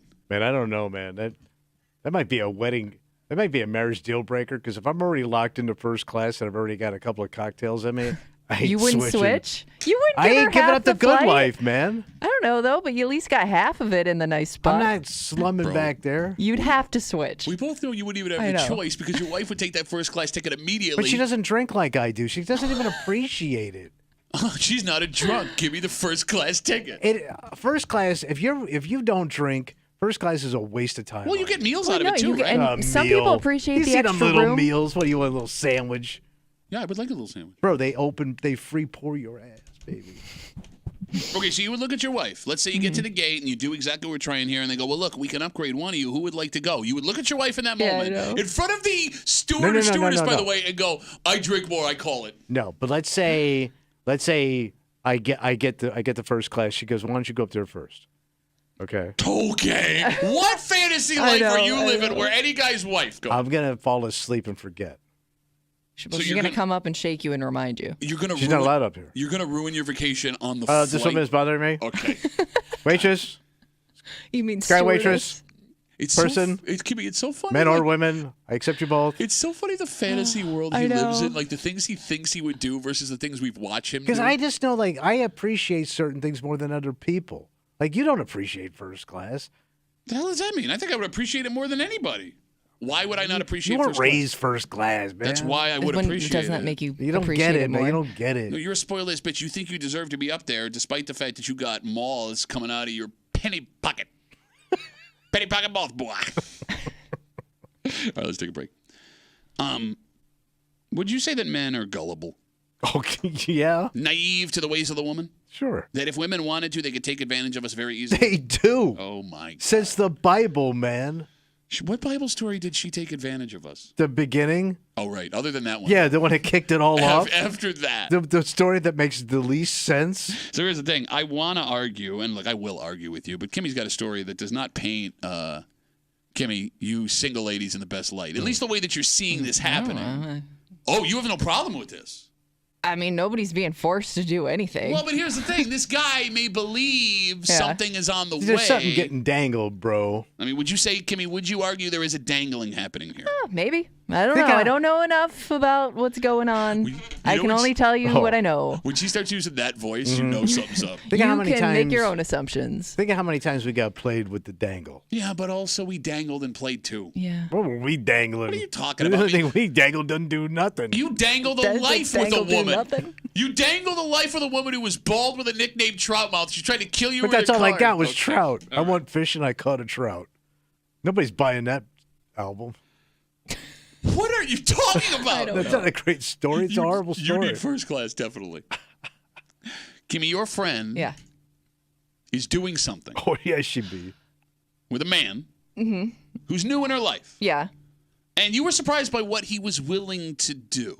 Yeah. I mean, you would think these two have been together for like years at this point. We'll get into the story, and we'll do it next here in the break room on 96.5 WCMF.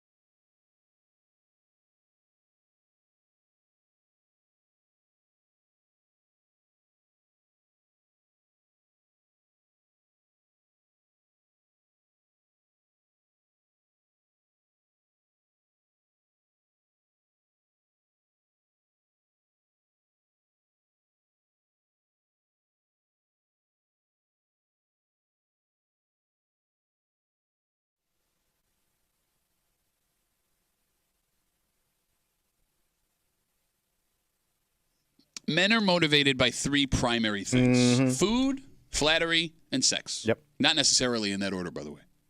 One person in this room, maybe for the first time in her life, is realizing the extreme lengths most guys will go to do. Yeah. This is the most extreme I think I've ever seen. Wow. You think so? Oh, yeah, by far. Well, because look, if the woman is willing to give them whatever they're looking for, or all of those things, there may be nothing that guy won't do. Because Kimmy is confused by what this man has been doing, whatever, for a friend of yours that it seems you didn't think was even capable of something like this. That she wasn't capable? Is this okay? We're getting ahead of ourselves. I'm sorry. Right. We're hanging out in the break room. Rochester's Classic Rock 96.5 WCMF. You can listen to the show anytime you want. Oh, sure. But you can watch the show. Watch our song. Also, anytime you want. You can log on to the Odyssey app, WCMF.com, YouTube or Twitch. The Break Room, WCMF on YouTube or Twitch. All of that brought to you by our good friends at Three Heads Brewing. Back for another season. Great. Three Heads is re-releasing their Nighthawk Hazy IPA. Delicious. Yeah, you love it. It's great. I do love it. You look for it at the Blue Cross Arena for all events and in stores and on tap. Go get yourself some Nighthawk Hazy IPA from Three Heads Brewing. So, Kimmy, you got a friend. Yeah. And that friend, she doesn't have any time for you anymore? Is this what I'm understanding here? Oh, no, not so much of that. Okay. But she does have somebody new in her life. That's exciting. And I haven't even met this person yet, but I know a lot about this person and their taste and their style. So this is a man that she's dating? Yeah. Okay. So there was, at one point, my friend owns a home. Okay. And I went over there, and I noticed that her whole downstairs has a fresh coat of paint. Oh, wow. Damn. And Sprucing she up the was joint.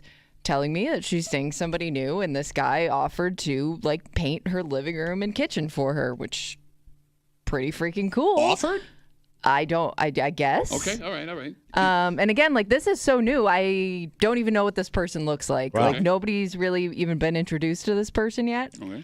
But as time is going on, she's having more and more stuff done to her home thanks to this new guy in her life that I was just surprised he would go out of his way to do all these things. So does this man work in painting and contracting and stuff like that? I don't know. Okay. I'm not sure. Okay, But she's got some fresh new landscaping. Oh. This guy's doing some back-breaking work, man. Yeah, because he's looking for some back-breaking Oh, yeah. work. This chick's got to be finer than fine. So we got... we haven't met her. I mean, it is a friend of Kimmy. Let's pump the brakes here.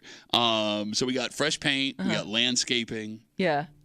And she's not paying him to do this. Not that I Not yet. know of. Okay. Ow, ow. But Ow, I was just surprised that this early on, he's basically Yeah. He's working hard, redoing her house for her. Okay. The phone number is 252-WCMF, 252-9263. I'm surprised Kimmy's surprised, and I'll explain. There are a couple of things at play here. Yeah. Like we said earlier, men are motivated by three things: food, flattery, and sex. And in this case, Kimmy, can we assume that he's at least getting 2 out of those 3 things? That's probably a fair assumption. Okay. So he likes your friend, and he wants to prove his worth because she's probably telling him what a great job he's doing. They're also probably hooking up, we can assume. Right? Yeah. Okay. Why is that surprising to you that he's willing to do this stuff for that in exchange? I'm more surprised. I mean, this isn't his house, right? Sure, It's not like he also lives there. So it just seems like a lot. I mean, to Tommy's point, it's like some back-breaking work that you're willing to put into something that you don't own. And you may never live there. Right. You're investing. It's so you're putting early all this, on. You might not want to live there, bro. You're doing that stuff maybe because you don't want to live there. I'm not saying. I'm just saying. All right. Every single man listening, 252-WCMF, 252-9263. Every single man listening, whether they want to admit it or not, Tommy, has done exactly what this guy is doing. Getting played. Well, you think it's played? Oh yeah, not totally played, but she ain't gonna get serious till the work's done. Does he want to get serious? He may. I mean, he may think this might be the finest chick he ever laid down with. Again, I understand, but again, You have met my friends. Talk a big game until you're in front of them. Oh, nice to meet you. I don't want to get bit. Some of your friends look like biters. Oh, man. Too You're far. so weird. Yikes. You're not invited. Look, here's the thing. When it comes to every man has done what this man is doing for Yeah. Kimmy's friends, maybe it wasn't manual labor like what he's doing, but you've gone out of your way for a woman that you thought you had a shot with, Right. and you did things you absolutely should not have. And what's funny about this, when it comes to the food, the flattery, and the sex rule, it's not even a definite. Because, Tommy, we'll do this stuff because we believe Right. there's the potential maybe for stuff You down get, the road. you're getting a little sniff. You got it. Like if we think we men have a chance at getting laid, Kimmy, you don't know what men are capable of. I see your point, but I wouldn't think you'd have to go that far. Okay. I think the most surprising part of what's happening here, Tommy, and if I'm wrong, tell me, is that Kimmy wasn't aware of what we're discussing. You won't even change a light bulb in your house. But I'm married to her. Yeah, I know, but I'm saying, like, would you have done that for her in the beginning? No, you're kidding me, right? If my wife... All right, that's fair. No, of course. I got her. She got a ring on Yeah, and changed yeah, her own yeah. damn light bulb. Yeah, that's after the fact. Yeah. Like, Kimmy, you never used a guy to get something with the promise of something else down the line? Implied promise? I don't think so, no. What are you going to do? I mean, Tommy, didn't you and I just assume that all women had done what Kimmy's friend is doing at some point Yeah, in her you life? use us. You use us. You try to get stuff out of us. Right. And it's not even, I don't even mean that in a mean way. It's just how it works. Yeah. Like, because we're trying hard. Yeah, but there to there are britches. some points though, and I know Tommy Trying hard to get in your britches is one of my favorite Rips Arkansas songs. Trying hard to get in her britches, fell off that ladder and I got me some stitches. Do you think though? Because I mean, my friend and this guy, they're both like now in like their mid-30s. Though. Okay. Do you That's think, prime though, time, man. Well, I was thinking though, do you think there are some things that he saw that were bothering him that he wanted you think to this fix? is a neurotic thing? I think it could be a combo of both. Okay. Only To do because that of much? the extent. I mean, think though, like you go above and beyond at your wife's house with the stuff you've done, and it's not because she asked you to do it. It bothers you if it's not done a certain way. But again, it's different. Yeah, I mean, now that I'm there, yes. Yeah. But I did do stuff around her house before we were first dating. And we all know why. Yes. It wasn't because he's neurotic. I know, I was trying to be that though. good guy. No, he is neurotic. Be that good guy, bro. Well, she didn't know nothing yet. Oh, she didn't have a radio? I mean, Kimmy, I get where you're coming from. Yeah. But, I mean, look. He's doing this not because he's neurotic. He's doing this because he wants to get all Right, up in and she's doing the right thing. She's working the goods to get stuff out of them. 252-WCMF, 252-9263. As we're having this discussion about Kimmy's friend, she's got a new guy in her life. So new, you said that nobody in your friend group has met him. Yeah, it's pretty fresh. Yet this woman who owns a home, speaking of fresh, has a fresh coat of paint that he put inside the house. Said that he's doing her landscaping for and that's her. just what I see. So Okay. I don't know what else has been done around the house. And as we said in the beginning of this break, men are motivated primarily by three things: food, flattery, and sex. And if we think that any of those things could be coming our way, you do not know what men are capable of doing. Let me ask you a question, Tommy. Yeah. Do you judge a woman who uses a guy like this? No. You don't. No, I mean, it's standard practice. Kimmy, if your friend was using this guy for what she's Like getting, if she didn't like him, but hey, he's doing stuff around the house. do you judge her for that? Maybe a little bit. Oh, you've all done it. All he is. Kimmy says she's never done it, But and I believe her. But again, like You don't believe her? You don't believe her. You were saying, I'm sorry. I forgot what the question even was. Judging a woman for dragging a Using guy a guy. along to get stuff out of him. You Yeah, said but you he's would a judge her a grown little. man. You know, he can make his own decisions. See? They don't. And she's right. I mean, he's probably could be. I don't even know. He could be older. He could be in his 40s for all I know. Oh, terrible. Man in his 40s. No, I'm just saying, like, if you haven't learned Put your him lesson by down. now. If you haven't learned your lesson, men never learn their lesson on stuff like this. Never.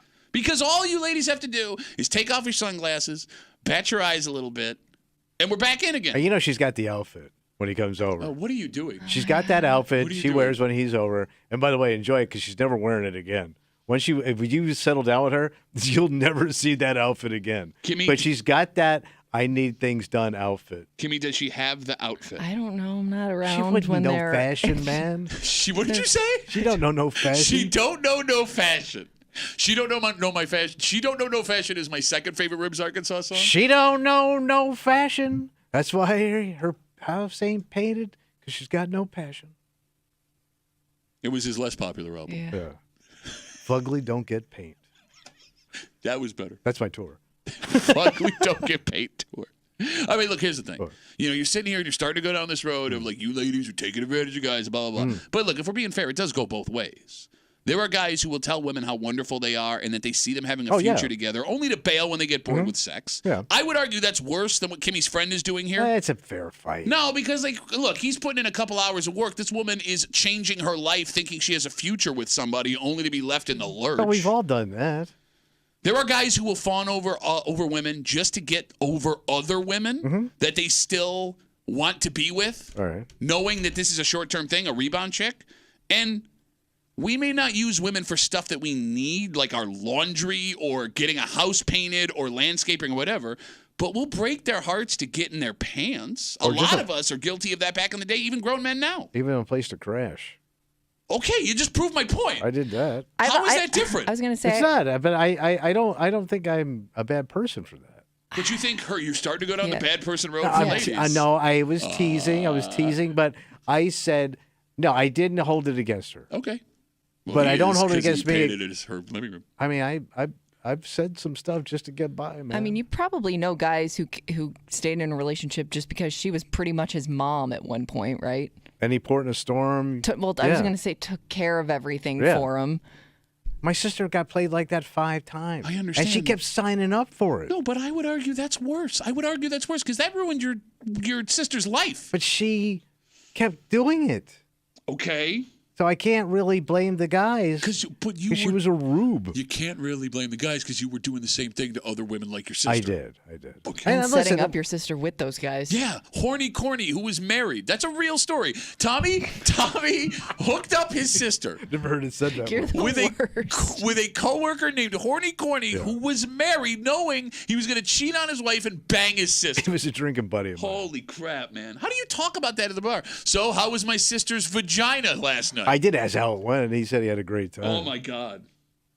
He had a smile from ear to ear. 252 WCMF 252-9263. We got Instagram messages coming in. Paul DMs on Instagram. You can get me at Duffy on WCMF on Instagram. My girlfriend is in LA with 2 other girls right now. One of them met someone not too long ago in Colorado. For their first date, he flew out to LA to spend time with her for a week, then flew back. This time, he's flying back out from Colorado to rent a car, pick her up, and drive her back to Colorado for the week. Then I assume he's going to pay for a ticket back. I thought me heading to LA for a week-long vacation was a bit with my girl, but holy moly. Yeah, the expense. That's got to be the hottest woman that's ever existed. You know it. Paul, between you and me, I won't read it out loud. Is she the hottest woman that ever existed? And also your girlfriend can't hear us, so it's probably fine. You know, this desperate guy information, again, it blows my mind that Kimmy's just like, what, this happens? This doesn't get passed on generationally, woman to woman? What do you mean? Like, it's like a known thing with you people. I would have thought, like, you know, mothers and grandmothers would give a wink and a nod and like, hey, listen, this is a way to get guys to do things for you. And I'm not saying like prostitution. I'm saying like if they are into you and they think that there is a future with you. No, because I'm pretty sure your mom wants to raise like a woman that works for things on her own. Mama Ain't Raised No Worker is my third favorite Ribs Arkansas song. He's dry. Go ahead, Kimmy. No, because you can't rely on that, right? Like, you can't depend on somebody to come in and do all your crap for you. No, I mean, I'm not saying, like, you know, file a case to get you off a murder charge. Think about the way our moms were. Like, my dad wasn't doing all that crap around the house for my mom. He was doing it before they got... No, he wasn't. I bet you you weren't there. Call your mom. Call her right now. Have you seen my dad hang anything on a wall? Call your mom. I promise you, if we called your mom right now, I she would have promise you, stories my mom you did never heard. all that stuff by herself. Okay, look, and I'm I not can saying- guarantee it. And outside of housework or painting walls, there's all kind of other things you would do. Wait for her, pick her up, drive her over here, do this with her because she doesn't want to do it or her car is broken. The stuff we did outside of just manual labor that were time intensive that you were just waiting to get a sniff. I promise you. What? Did you have to put it that way? But you know what I'm talking about. Like what? Like what were some of the things you did? You said sniff. Don't add the sniff to the sniff. You had the said sniffy sniff. noise. You said sniff. I have a question. What were some of the things you did? Oh, so like this one chick I dated, her car was up. I just started dating her. Her alternator went out. Mm-hmm. She didn't have the money right away, so she needed rides for like 2 weeks. I hadn't even gotten anything out of this, and I'm driving her around to like her appointments and hanging out and picking her up after work when I had a job, and I wasn't even getting anything yet, and she's dangling it. And by the way, as soon as that car got fixed, goodbye. Never happened. You want the saddest story of all time? Now that we're going to be vulnerable here? I do. Okay. I was like 17, 18, 19, somewhere in there, right? Single at the time. There's this chick I'm pining over hard. Yeah. I get a call at like 2 in the morning, wakes me up. She's crying. I just can't believe I'm having her. She's having a rough time, emotional, right? Yeah. I don't know. I just need someone to talk to. Yeah, no problem, right? So I'm talking to her. I'm like, yeah, no, everything's going to be okay. Yeah, definitely. Yeah, it's so nice to have somebody. Yeah. You know, I just got to get out of my apartment for a little while. Oh, yeah, here we go. Here we go. She goes, will you come pick me up? I go, I'll be right there. So Right. I'm in Gates. Yeah. She is like way North Greece. They always are. So 25, 30-minute drive. I get out there. I pick her up. We're just like driving around talking. Here we go, right? And I'm waiting for like the conversation to move into like, why don't you park over there?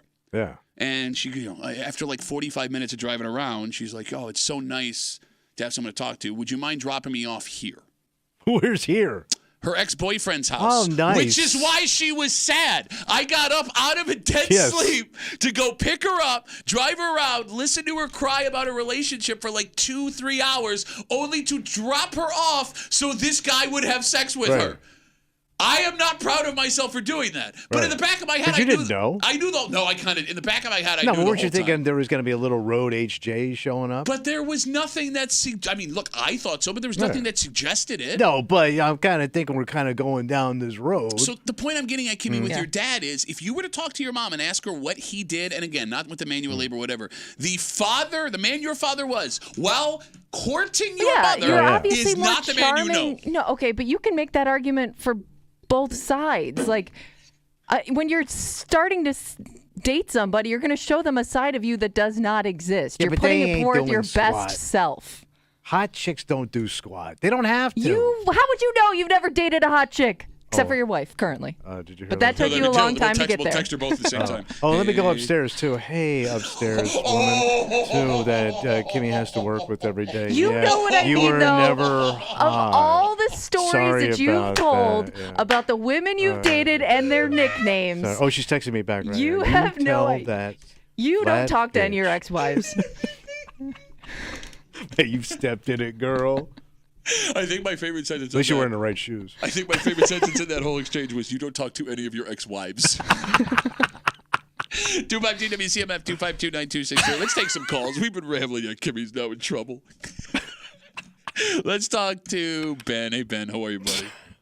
I'm all right. How you guys doing? Good, buddy. Good to hear from you. Yeah. So it's being played by a chick. This girl that I was talking to, I remember she told me she always wanted to see Niagara Falls in the winter. So I went, picked her up. We were driving around. We were going to head up to Hamlin Beach. And I'm like, wait a minute. Niagara Falls is out this way. It's in the middle of the winter. I'm like, hey, you want to go to Niagara Falls? She's like, oh, yeah, sure. I'm like, all right, cool. Let's go. In the middle of the night, and we drive all the way out there, and it's like 19 degrees out just because she wanted to see Niagara Falls. And then fast forward to like a couple months ago, she decided to stop talking to me and get back with her ex-boyfriend and marry the dude. And you know where she married him? Where? Niagara Falls. Wow.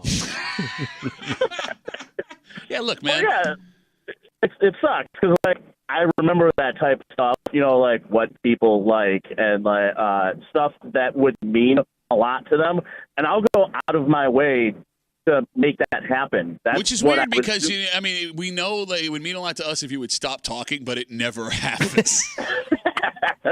Yeah, well, I'm not in love with you guys, so that's different. You call us more than I call my wife. I'm just gonna say. Yeah. Ben, thanks for the call, buddy. Have a good one, guys. I want to make fun of Ben, but we've all been there. Oh, sure. Not Niagara Falls in the middle of winter in the middle of the night. Now, like, here's the thing. As we talk about, like, women getting things out of guys with the potential promise, and implied, and maybe not even implied, just the guy thinks something's going to happen. There are ways this can backfire. Yeah. One, it can make men think that all women who are polite to them but not open to their advances are playing hard to get, and that's not good, and that could be where some of this comes from. All right. But the bigger problem is on a personal level, because if you play hard to get, do this stuff for me, and we'll see what happens, and it turns out you are into him, once that relationship starts, you have to continue to treat him like the greatest man that ever lived, because there has now been an expectation set by that guy. But you won't, and you can't. But here's the thing. That's where the bigger problem's going to show up, right? Because he bought into an idea of you appreciating everything he's ever done. A fantasy. Exactly. And then when it's like, oh, I actually like you, but I was just kind of using you to get my house painted and my landscaping done. Once that sexual rug gets pulled out from underneath you. Sexual rug? You know I'm right. I love how it just blows my mind sometimes. Kimmy, I wasn't listening. It doesn't. Right. She's well traveled, right? You've been all over the country. Oh yeah. I mean, not as much. West Coast Kimmy. Yeah, West Coast Kimmy, West Virginia Kimmy, Pittsburgh Kimmy, right? You got friends who have done and seen a lot of things. You ladies talk, and like for her to sit here and be like, I can't believe a man would do this for a woman. Oh my goodness. Well, she's not. Well, like to this extent, it's just something that a place he's not living. But she hasn't been with a lot of men either. And I don't mean that as a negative. Goodbye. No, I mean. Have a good show, everybody. Goodbye. No. What does that mean? Oh my God. You're a good girl. I've dated people. I understand, but you're a good kid. Are you arguing that don't know. What are you arguing, Kimmy? Be careful what you're I arguing. don't know. I'm done. Did you say she hasn't been with a lot of men? I don't think she's been in a lot of relationships where some women, I'm just gonna let you keep talking. You're a nice person, except when you talk about my ex-wife. Don't try and bring it back. You the line she crossed. Not even. I'm trying to be complimentary. I don't know. Let's take a break. You're good people. Yep. It's Thursday. You know what that means? Oh. You stupid bitch. Bitch voice hitter coming at you. And with this Bills-Colts game on Sunday, it turns out it's not just an NFL matchup. What else? It's a family rivalry. Who's the family? Well, here's the thing. It's kind of family. It's only family through marriage because one very important member of the Bills coaching staff will be standing across the field from a man he will also see at Thanksgiving. Oh. And we'll get into it next here in the break room. Let's see it.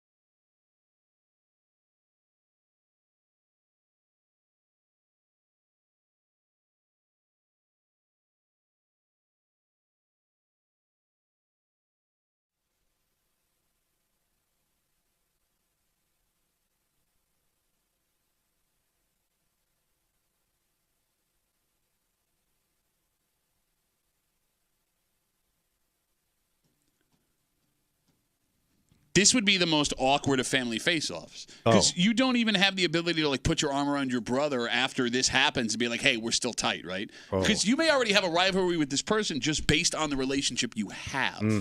You're hanging out in the break room, Rochester's Classic Rock 96.5. WCMF, we'll get to that in just a second, but it is Thursday. Yeah. When you want to hurt someone in this room, you can't call them short or stupid or ask if that boot came in a 4-inch heel instead of a 6-inch at your ring right now. You look like Tim Curry in Rocky Horror Picture Show. Let's do the time warp, buddy. You got to really hurt someone, something along the lines of... I'm Pat Duffy. I used to get played all the time painting houses and digging holes because I was just a fugly little fat boy looking to get laid, bitch. How dare you say that when I know you got played just as much as I did? Well, get to me. You had your shot. You went with boots. Well, yeah, but those boots are so ridiculous. They're Tommy's little kinky boots. Yeah, your mama liked them.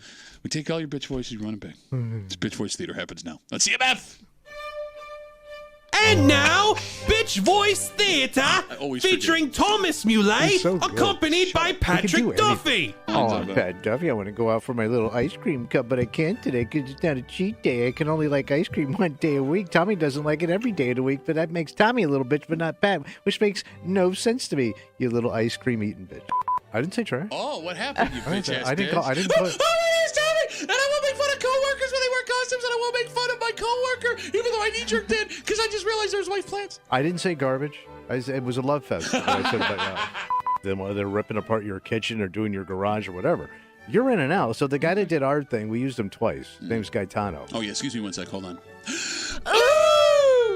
I'm Pat Duffy. I want to watch what kind of socks I put on when I go to the gymnasium for my kettlebell workout because I want kettlebell tube socks on because I'm just a kettlebell and a sock rocking little bitch.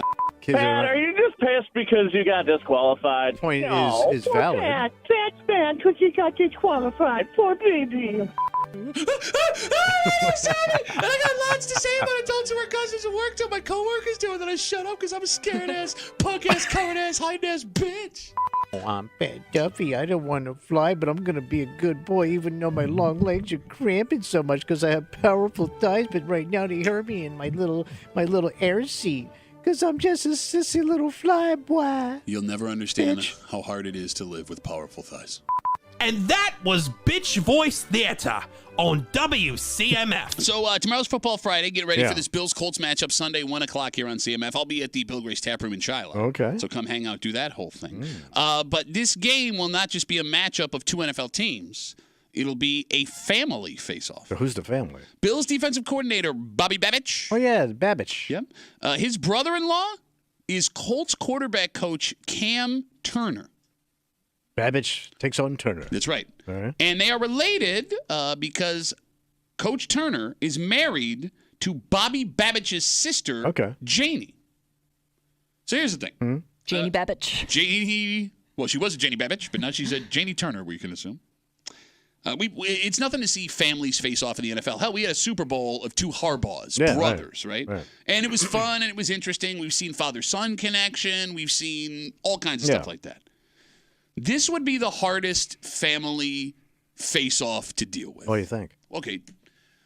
Even if you like your in-laws, right, there is still a little bit of a rivalry at base level with those in-laws. Okay. Right? You like them, but you kind of got to keep an eye out. Not that you're going to do anything, but, they're not a blood member of your family. Yeah. You probably could even hear some of the worst stuff if your sibling is telling you, oh, my husband, oh, my wife, blah, blah, blah, blah, blah, blah, blah, blah, right? And then you add the fact that both of these men are competing to work their way up the coaching ladder, right? Oh, yeah. The eventual goal is to become a head coach at some point, I would assume, for Bobby Babich and quarterbacks coach in Indianapolis, Cam Turner. I don't know how you smile, especially when these two will be facing off straight up against each other. Bobby Babich on the defensive side trying to take down the quarterbacks that he is coaching, Cam Turner, in Indianapolis. This seems really uncomfortable. Yeah, and it's got to be hard for the wives, too, like the sisters. Yeah. For the same reason, like talking, because they're going to talk. They may be at the game, who knows? Yeah, I was also but do you think, though, sure, you're going to be competitive with your in-law, your brother-in-law, but is it Wouldn't you be more competitive with an actual sibling? I agree with you. You would be. But at the end of the day, no matter what happens, if you're competitive at the end of the... I would think you get out all that awkwardness once you start dating your sister, period. You think so? I don't know. Wouldn't that be kind of a... You've already gotten over that part of the relationship? I'm trying to think, like, if I had to compete against my brother-in-law, and I love my brother-in-law, my sister's husband, really, really good dude, right? But I wouldn't want to lose to him at anything. And neither would your wife. Yeah. She would want her sister's husband to go down in flames so you could win if you're competitive. I mean, you're laughing, but he's 100% right? You Well, don't you want want- You don't want that to be. You You don't want wanna the win. better husband in the family. So how do you have that conversation, right? But you can't. Coming into the holidays. Do we know if Bobby Babbage is married? We do not. Can we look and see if Bobby Babbage is married? I mean, he's an older cat, right? no, he's not. No, he's like younger than me, I think. Oh, he's that young? Yeah. What is? What is that? I don't. Young Babbage? Young Bobby Babbage, baby Babbage. No, because like I mean, like here's the thing: we're coming up on the holidays, and I don't know what the schedule is like for these guys if they end up all getting together, one in Indianapolis, one in Buffalo, whatever. But like. To be a fly on the wall in that room, if they're all having a meal together with their spouses and mom and dad and things like that, to what you're going to say to each other, because you can't mention that game at all. No, you can't. Right? And if the Bills win, they will be 8-2 for the first time since 1992. Did you know that? No. So it's massive success they haven't seen in a long Best time. record. If the Colts lose, it's a serious dent in any they're dead, playoff right? chance. Well, Yeah. I mean, not dead, but not alive. But they ain't looking good. Alive, right? Like, these two guys are going in opposite directions on the season, and Bobby Babbage could put his brother-in-law's team potentially away here. You could get him unemployed. Ooh, that's a good point. Oh, man, I didn't even think about That's that. a really That good point. Let's say takes it to another level. Let's say if you get to his quarterback, and you're the architect of him getting to your quarterback. Or, I mean, the quarterback just performs poorly because they weren't prepared to play against Bobby Babbage's Right. defense. Making you could get your boy fired. That would be awkward. Is Bobby Babbage married? If this is the right Bobby Babbage, it does seem like he is married with a couple kids. How many Babbages could there be? I hope not many. There's not a barrel of Babbage. I wouldn't even know how to spell Babbage. Babbitch. No. Nope. Babich. I was gonna. You're looking at it, you got it wrong. Well, I just went. We just did It's just bitch the way we voice theater. pronounce it. Babbage. No, we're saying it the right way. It Yeah. just Babbage. sounds like it's spelled like bitch on there, right? Yes, No? it does. 252 WCMF 252-9263. Bobby Babbage, Bills defensive coordinator, will be facing off against his brother-in-law, the husband of his sister, Colts quarterback coach Cam Turner, this weekend when the Bills head to Indianapolis. So, like because we're in the media, barely. We get sent these like things from the Bills of like interesting little tidbits, right? Yeah. So like it's one of the sections that they send. It's called Familiar Faces. For example, Colts defensive end Isaiah Land was born in Buffalo. He's a Buffalo native, all right? Bills defensive tackle Eli Nku spent a season on the Colts practice squad. Like all of these things are so much less juicy They're than really reaching now. Right, that's what I mean. One right? time drove through Indianapolis. Does the whole family get together to watch this game? Oh. Because it would be an opportunity for all the family members to be in the same city for one night. Yeah, because because it's not a far away place. You could drive to Indy for the game, the family. And I don't know where. Can we find out where Bobby Babbage is from? Where his family is from? Where his sister Janie Babbage, now Janie Turner, may have grown up. Yeah, but let's say at least your immediate family's going to go to see that family and all hang out. Then the game will happen. So yeah, that could happen. Would you feel comfortable having a meal with your brother-in-law the night before you're going to face off against each other in an NFL It would game? be weird. You think so? Yeah. They are from Tulsa, Oklahoma. Okay, so Tulsa not that far from No. Indianapolis, right? So everybody could Man, make the whole trip clan. up, right? And okay, but if you are a member of that family, right? And I know like my Well, actually, hold on. He was born in Oklahoma, but he went to high school in North Dakota, so maybe they moved. Man, went from bleak to bleaker. Why would you do that? That's to you? an interesting move. He must. His parents. I bet his parents were in the service or one of them. No, I'm thinking oil. Oil. Oil. Oh yeah, Tulsa up to North Dakota. Maybe you're right. Yeah, that's all oil. That's oil. That's all country, It's oil son. and armor oil. Yeah. If you ain't oil, you soft. If you are at that table though, You soft, Turner. and one of your family members is facing off against his in-law, you have to say something to like stir the pot, right? Oh yeah. Why not? Like I mean, you almost want something to happen. Yeah. You want somebody to like shoot their mouth off. That's what I'm saying, Like right? if there's another sibling we don't know about that isn't getting any attention, like they got to be the one to stir the pot. Yeah, 100%. If my sister and brother were having massive success, Yeah. one of my sisters. I want in on this. Yes, I now want the attention away from them. Look what I'm doing, everybody. All right, again, tomorrow is a football Friday. Oh, boy. Tommy tells it like it is, trying to come off his 1-4 week from last week, right? And can you name a single player for the Indianapolis Colts? Yeah, Turner. Coach Turner. He's not a player. Well, I hear he could play. I hear the guy's in great shape. So, no. Well, he's actually, I'm looking at him now. He's not in good shape. Oh, wait. They got a new I'm kidding. I don't know. Wait. What? Joe Flacco. Wow. He's replacing the other guy. Who's the other guy? Pete Maravich. I don't know. Who cares? He's the big one. He's the one. Why is he playing? He's been there's a reason. He's been in the news every day for the last 2 weeks, and you don't know his name. He's tanking. You don't know his name. Oh. Tommy will drool on himself and guess more players tomorrow. Tommy tells it like it is, and we will have those picks recapped by our good buddies from 95.7 The Fan, Mike Danger, and from the Let's Go Duffalo podcast, Ryan Duffy. Ryan Duffy. All of that and more tomorrow on a Football Friday here in the Break Room on CMF. We come back, we wrap it up, we tell you what we're doing tomorrow next here also on CMF.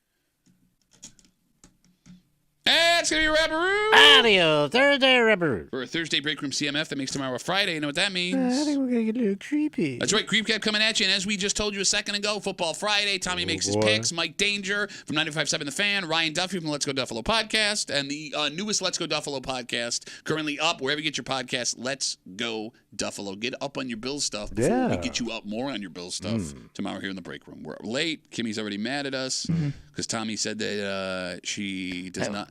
Yeah, I don't know. He said a lot of things. A lot of about things. Kimmy. I said one thing. And then in trying to walk it back, you made it worse. And you did nothing? What did you? His quote was, "Kimmy has not been with that many men." Which is a nice compliment for a woman. Oh, so you're saying that a woman that's been with a lot of men is less? I think they like that compliment over that one. What, you like think they bragging, oh, it's been with a lot of guys. What you brag about? What is it, Fleet Week? I don't. I think you insulted many women You in put my the life. wrong emphasis on the wrong side. You insulted many women. There are many women that have been insulted. All right, we got to get out of the way. For Kimmy, who said something dumb, but all she had to do was take a step back and let Tommy say something dumb. For Tommy Muley, who, as you can hear now, knows exactly how to talk to the ladies. Yes. My name's Pat Duffy. We'll see you tomorrow morning for a Football Friday here in the break room, 6 a.m. on 96.5 WCMF.